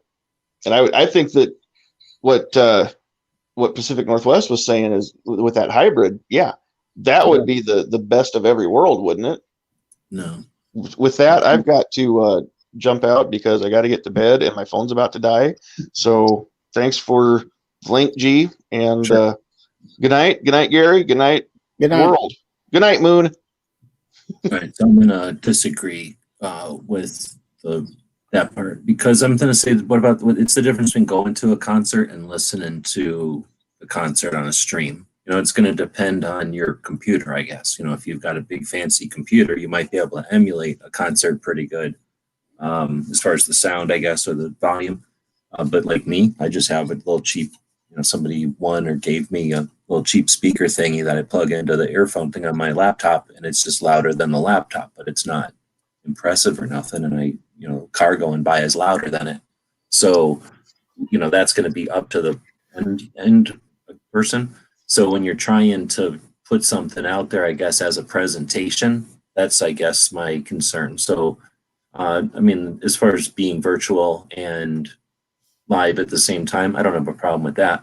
I think, though, that they're just two different things. And when my experience, and I don't know who all's out there anymore, we got 8 people watching. If those people watch the event, the Gun Rights Policy Conference virtual, while it was live this weekend, a couple weekends ago, or not, but it is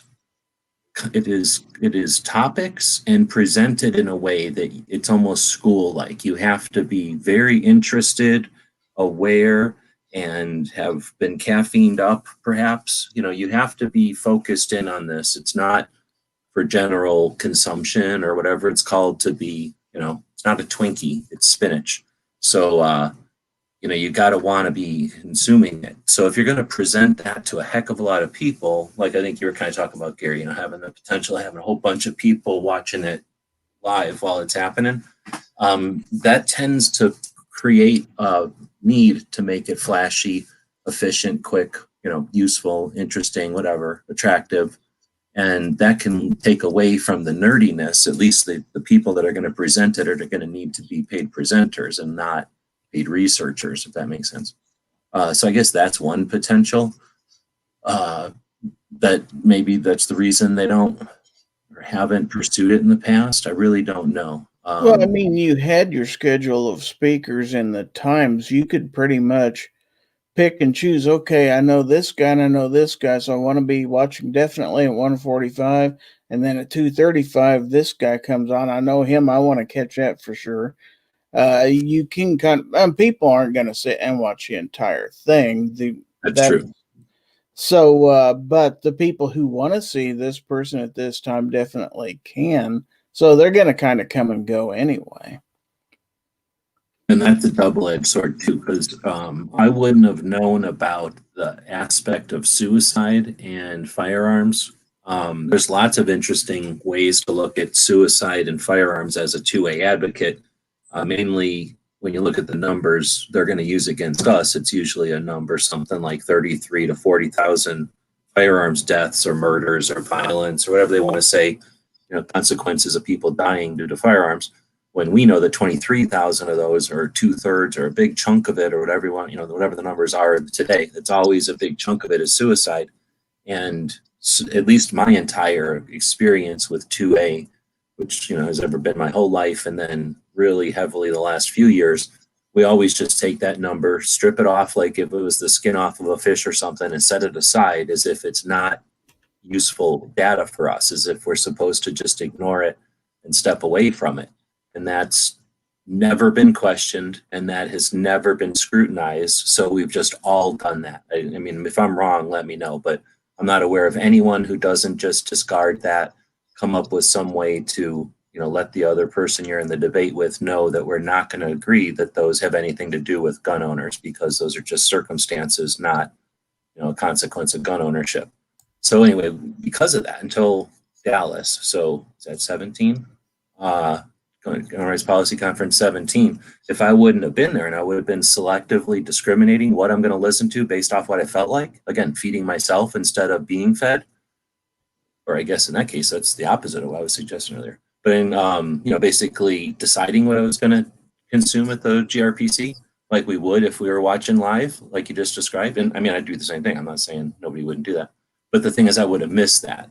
And I just happened to not go up and go smoke, or not get up and go do something. So I just happened to be sitting there listening to something that I normally would have if I had any other reason to do it. I'm not saying I'm better than anybody. If I had any other reason to do something else, or I had to go to the bathroom, that would have been one of the things I would have gone to the bathroom. And I would have never thought about that. We also, at the same time that we dismiss all those suicides, what do we also know? That 22 military people every single day commit suicide, 22 a day. So, while that's something that we're aware of as a fact and we somehow deal with and categorize away, I've never put two and two together, never put those two things together. And it was an author in one of these sessions that, like I say, I wouldn't have normally even been there for. If I would have seen that block and I could have had something else to do or had an appointment to make, I would have made it during that block or something potentially. So that's something that by going there, you get that immersed, I guess. And that's not for everybody. I'm not saying everybody needs that or everybody would want that anyway, or everybody would appreciate it. There must have been things that I've been immersed in that I didn't absorb, right? I'm just saying that that's an element that you just don't get when you get to selectively, choose which slices you're going to watch.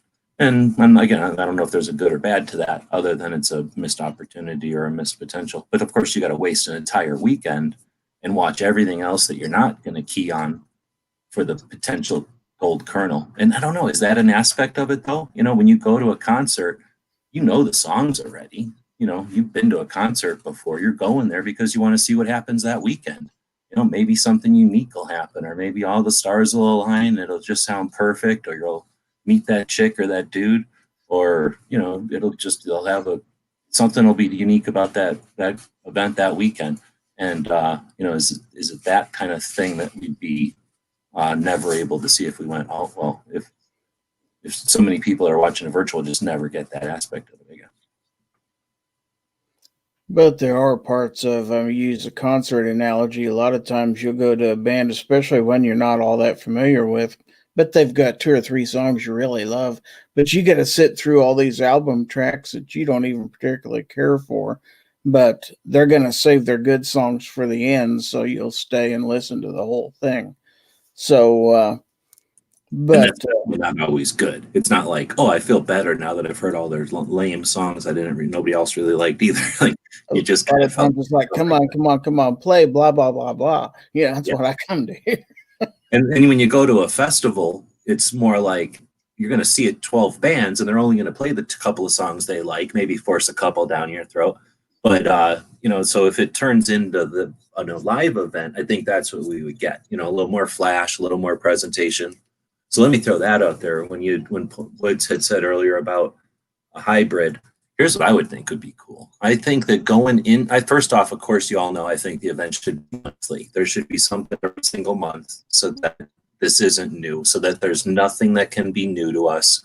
None of us who are listening to this show or participate in anything that we do are amazed by GunTube or Gun Streamer or what the hell are we using here? The Duck, the StreamYard. Like, these took us 5 minutes to figure out, 7 minutes to bitch about, and now we're just using them like we would use a fire hose or a fire extinguisher or a car, rental car, or picking up a shovel and digging a hole. It's just another tool we use, and we're suffering that the people that we look up to that are doing stuff have to run around feebly using these tools like they've never seen them before. That's absurd in 2020. It's absurd. I'm literally pissed that we have to deal with people that don't know how to use these tools, like adults, like they're competent. So in order to deal with that, of course, if they won't, because they haven't done it on a monthly basis, get together and do something monthly so that they understand some of these things and get some skills, then the next best thing would be before the event, meet up with people like Gary, meet up with people like Sandhills or Clover, people that are in Woods, even people that have done this stuff, who know stuff, and get with some of these people that either just suck because they're incompetent or boring as hell, and just have dry subject matter that's boring, and get with somebody who can fluff it up and who can make it seem at least palatable, so that there's some collaboration and the person who's got skills learns a little bit and the person who has knowledge understands a little bit about the world they live in, and they both come out stronger. And what you get is a presentation that's hopefully a little bit better. Now you do the thing live, I'm talking about presenting at the event, the live event as well. Because the thing is, we're going to these live events, half the time the speaker just stands there in front of a microphone, and all they use this giant expensive video screen for is to show a close-up of that person's face. It's the exact worst thing you could do in a YouTube video. So instead, know that they're going to be at this event, hopefully the live event, and know that it's going to be streamed, and know that we have computers, right? And with those three facts, set up ahead of time some sort of presentation that's interesting and effective, right? Like have some kind of whiteboard animation or something in After Effects or anything, literally anything would be better than just looking at somebody read a speech, right? So then you create something ahead of time with content creators and the subject matter experts, so that the presentation itself and the live event itself is more palatable.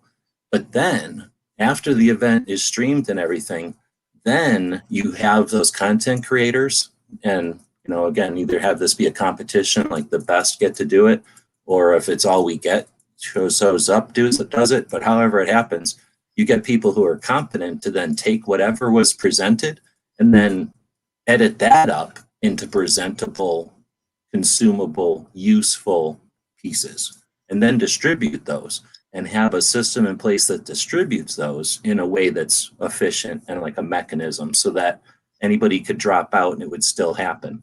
But right now we're depending on individuals who are incompetent to make stuff, and they get all offended when you call them out. And it's just not effective communication. There's lack of experience, and Bloomberg's going to kick the shit out of us if we don't at some point figure out ways to overcome some of the basic challenges we've got. So I was covering a bunch of shit, but that was my answer to if it should be hybrid or what. My answer is, in a nutshell, content creators and subject matter experts get together ahead of time to make palatable, more interesting stuff happen, both in person and streaming live. And then afterwards, those same content creators who are competent and skillful and artistic take the 8 hours, or I guess 16 hours worth of content, and chop it up into all different kinds of useful bits, and then use the organizing structure or the organization that promoted the thing, use that to help disseminate all those after pieces, so that the information is spread as efficiently as possible to the people that can consume it and use it in their arguments or their conversations or their presentations going forward.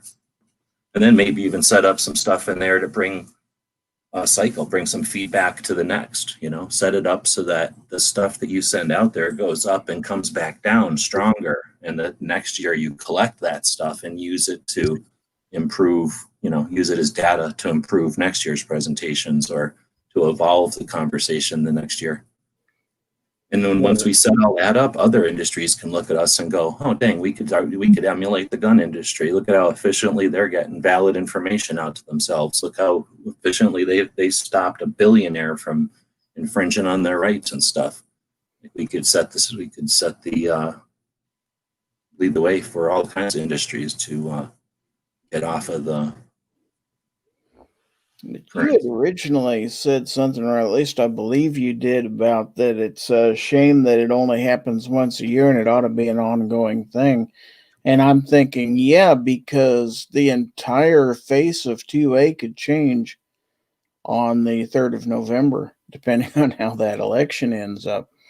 And I hate to think that, well, we'll have to wait until next September before we can talk about it and get a plan, because it's too late to wait. Right. When you have a conversation, it's hard. Can you even imagine if you only got together with people monthly? I mean, come on. I mean, you talk to people way too much. So we understand what it's like. Like, you can have so many threads going and juggling, whatever you want to call it, at the same time. You can be prepared for so many eventualities. You can have the shared experience of so many, things that have happened to everybody in the group. Yeah, that it would be much more difficult to challenge a community that's constantly communicating. And yeah, this stuff potentially could hit us. And we're going to react. We're going to react in probably a predictable-ish way. Everything's different this year, but fairly predictable way. And then a bunch of people are going to get rich off of it, and a bunch of people are going to get views from it. But are the important things going to get out there first? And do the people that are going to get rich and get all the views, I don't think they're doing it intentionally to not talk about the important stuff necessarily. Like, what if they just don't even know? Like, they're literally not even exposed to it. Like, there could be so much more, so much louder voice if it was happening consistently. There's so much more opportunity for people to get in on it. Yeah, the thing is, there's not a united voice like there should be. I mean, we're just really fragmented. You've got this faction, that faction. These people talk to these people. They don't talk to these people, blah, blah, blah. And that's where our disadvantage is, because the people who are opposed to us tend to be fairly well organized and centralized, and we're just not. Well, we're definitely different, but I don't necessarily, I'll definitely disagree to some extent, because you're right. The other side is typically paid for. So it's real easy when you get the script and you agree with the script to just go along with the script, right? You got nothing to lose. You either do what you're supposed to and it wins and you get to say, I did it. And if it loses, you get to say the script didn't work or whatever, somebody else, and everybody agrees with you. Yeah, here's your paycheck. It was our fault. Forget it. There's no consequences. It's brilliant. So yeah, we've got an opponent that sucks. But as far as us all working together, you've been around. I've long since passed the delusion that we're all going to get along. That nobody believes that. But even getting a bunch of us, I think is tough, because things change, right? We live in a dynamic. So I think the thing that seems to me to be the strongest or the most proven is Clover's bridge idea. So I'm thinking we're more like a concrete or like a mastic, we're like a bunch of groups that are strong individually, little rocks and stuff, but there's something holding us together, that concrete. And just like concrete, the rocks and the concrete break every once in a while, but more often it's the concrete, right, that breaks the rocks apart, and the rock and everything fragments into little groups and stuff. But if we can keep that bridges the viewers, the people that, you can like this guy and I cannot like this guy and not like that guy, but somebody can come along and like me and that other guy. And who cares if I like that other guy? You know what I mean? Like, who cares if the rocks are all rocks? And I don't necessarily think one big rock is always the best thing anyway, because a rock can just crack and then you're screwed. But I don't know if you get the analogy, if I'm mixing too many analogies here. But I think that we can be stronger as long as we're all, in the same overall direction, in not in lockstep, but in moving in the same direction, pulling on the same rope or whatever I want to say, but not necessarily having to be one entity or walk in the same footsteps through the minefield, because that's the other problem is we definitely have a minefield and we have all these different people on one side trying, we're all trying to get to the other side for some reason, fight, I guess. But some people aren't, I guess. But I guess we have all different strategies, all different ideas of how to get through that minefield. And I don't know. I mean, even if there was one best way through, then we'd literally all be coming out one place on the other side of the minefield. Is that better? Or than having, us come out in trickles in 6 different places? I don't know. But well, I don't think we're going to win nothing by not communicating or by only doing this thing yearly. So, Well, I do know that just in my little niche of being a somebody who hosts shows and stuff like that, I know there's some shows where you have a host that tells you, lays everything out for you, what his idea of solving everything, and then comments. I tend to run my shows let's all talk about a topic and together, the strengths and weaknesses of different approaches and stuff like that. I don't go into preconceived notions because I don't know everything, and I don't think any one person out in my audience or on my panel does. But if we can get a big group together, a bunch of diverse people, and discuss a topic, throw some things out there. What do you think of this? Does this make sense? Yes or no? We get stronger when we have groups of people just talking about things like that. And that's why I like to run my shows the way I do.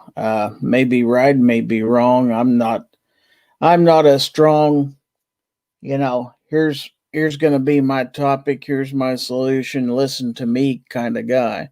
I'm more like, okay, here's where I'd kind of like to talk about. Let's start with this, but what do you think? And I think we need that, because I think we need to hear other people's opinions and what are they concerned with, what are they not concerned with, etc. yeah, for sure. And we get such a diverse experience set or whatever it's called. Just today, I forget if it was on Kingpins or my chat anymore. We've been chatting for a while. But somebody was talking about what did they do? They did something with, anyway, I learned about somebody who did something I had never, because, unless people talk about their jobs a lot, like you've talked about your job, over the years more than once. So, and if you would have said something about your job, it wouldn't perk my ears as much. But somebody had said something, I was like, oh crap, I never heard them talk about that before. Mm-hmm. And it was something unique that I hadn't heard as even a job description before. I didn't even know it was a job. So I was like, oh wow, that's interesting. So yeah, I can't even imagine the kind of, and then you never know, because especially when people are just text chatting, who knows how old they are. Every once in a while there'll be a youngin', but most of the time my stuff at least is so boring or lame that the kids don't pay attention, only old people do. But every once in a while, when you listen to somebody for the first time, you're like, oh, they're a lot older than I thought they were.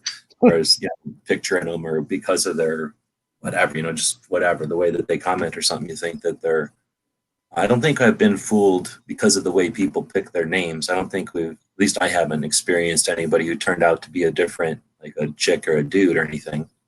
But definitely different age than I would have expected.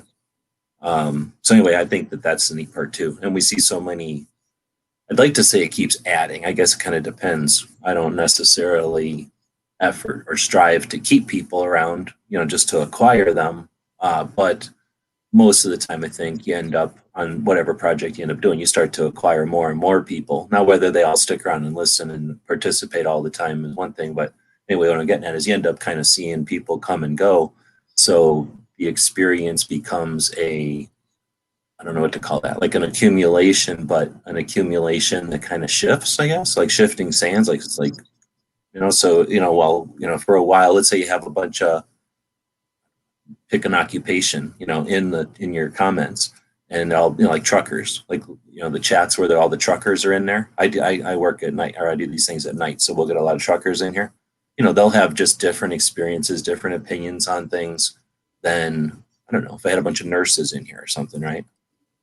So that can be interesting when you see that kind of stuff evolving. Like I say, it would be neat to see the conversation. The platforms can handle it for sure. It'd be neat to see the conversations grow and just start to include all those instead of just coming in passing, I guess, or, coming and going. Well, somebody's still out there watching, looks like. Yeah, we got 6 people. Nobody said anything though, and we just hit the 2-hour mark. So I appreciate you jumping in, but for me, I'm still on. It's 101 here today. I think it'll be 100 and something tomorrow. I think this is the last 2 days that they needed to make it the hottest month than they've ever recorded in Arizona. So this was the hottest July, the hottest August, and I think somewhere in here, this will be well, I appreciate that. Garrett just threw $20 at me. That'll pay for pretty much all day eating for sure. Thank you. And probably a couple of days actually. I don't eat that much anymore. But yeah, I forgot, I lost track. I don't really pay attention to the news anymore in the morning, but they've been talking about how we're going to hit the hottest year ever recorded ever. Since they've been recording stuff since I think 1920, this will be the hottest year ever. So anyway, I'm living on this is my noon, I guess is what I'm saying. So I don't want to leave the chat go too long. Sometimes when I leave it go over 2 hours, what'll happen is other people will just jump in and start chatting, and the conversation will go for 5 hours, and then I figure out I can't do nothing. But I do have some things to do. So I'm going to end it here, but do appreciate the $20 very much. And you're saying it's 48 degrees there? Yes, sir. Yeah, I've seen some people with snow and stuff. Like, I guess, I don't know if it's weird. We're affected by the ocean because of the Gulf of California comes up so close to Arizona. Weather from the ocean comes up through there, and so we kind of get our our weather in some kind of ocean cycles. And I know that it happens, but I don't pay that much attention because what am I going to do about it, right? It's just going to happen. So all the trees are already burnt up. All the trees north of us are burnt, but everything south of us is good to go. So I don't know if it's a situation like that or what the hell it is, but yeah, I don't know if our heat is just down here, or I think Angelina said she was getting an unusual heat. I don't know about Nevada, but anyway, yeah, I've seen people with snow and stuff, so I don't know what's going on with the world, with our country. Got some kind of line. Somebody's having some perfect weather here. If it's snowing by you, I guess somewhere in Colorado, they must be having great weather in Colorado. Well, it's been a cooler September than I'm used to here. I mean, we've had highs in the upper 70s, low 80s, and the low temperatures going down in the 50s, sometimes the 40s. It's very bearable. September can be really hot, and it usually is, but it hasn't been that way this year. Your state's still locked down? No. Yeah, see, that's the other thing. I guess our state isn't locked down, but all but one of the cities just remains locked down. So we've also got that, which I don't know. That would mean anything, except that we can maybe go somewhere, get away from some of this heat. Yeah. But anyway, so I guess what I'm saying is I'm going to start wrapping it up here. Do you want to plug your shows? Do 2 shows every week? Sure. I just had a video released today. If you get a chance to check that out, I do host a Friday night show, Foul Territory. That is at 9 p.m. Eastern, 8 p.m. Central. And then Sunday morning, I have a 4-hour open lobby, and it is called the Early Bird Chat. That starts at 10 a.m. Eastern, 9 a.m. Central. So I'd love to see everybody out there drop by and say hi and be part of the conversation. And thanks for having me. You bet. Thanks for jumping in. And thanks for hosting on a regular basis for so long now. Open conversations, because like you say, I'm the same thing as you. That's what it's all about, seeing the real opinions and having opportunities to have conversations that aren't, I don't know, engineered or scripted. So we also had a bunch of other people jump in tonight. Not me. DTP was out there. Again, I won't click on here. Wheeled and Well Armed was in here though, chatted for a bit. I was cranky earlier, so I might have yelled at him and he got out of here for that. Or his internet died, I'm not sure. But he's got a bunch of patches coming. He sent me a bunch, and I'll be putting them up on the Free Patch Friday thing, which will be kicking into big time gear here soon. Sandhills was in here every Tuesday. He does a show, and he's been getting a lot of 2A people on that. Ozark was in here. Patriot, I knew Patriot was in here. All these things weren't showing up before. And then, of course, Clover was out here. He's not really 2A, so he didn't join in. Then Ozzy's out there barking at the moon. I think that was about all the major players. Was there any other major players? I don't care. It was out there throwing me $20. That's pretty much major player type situation. So, yeah, thanks, everybody, for jumping in. I feel like there was something else that I was going to chat about, but we ended up having a good conversation. So whatever it was, we'll chat about later. Back pick you up later.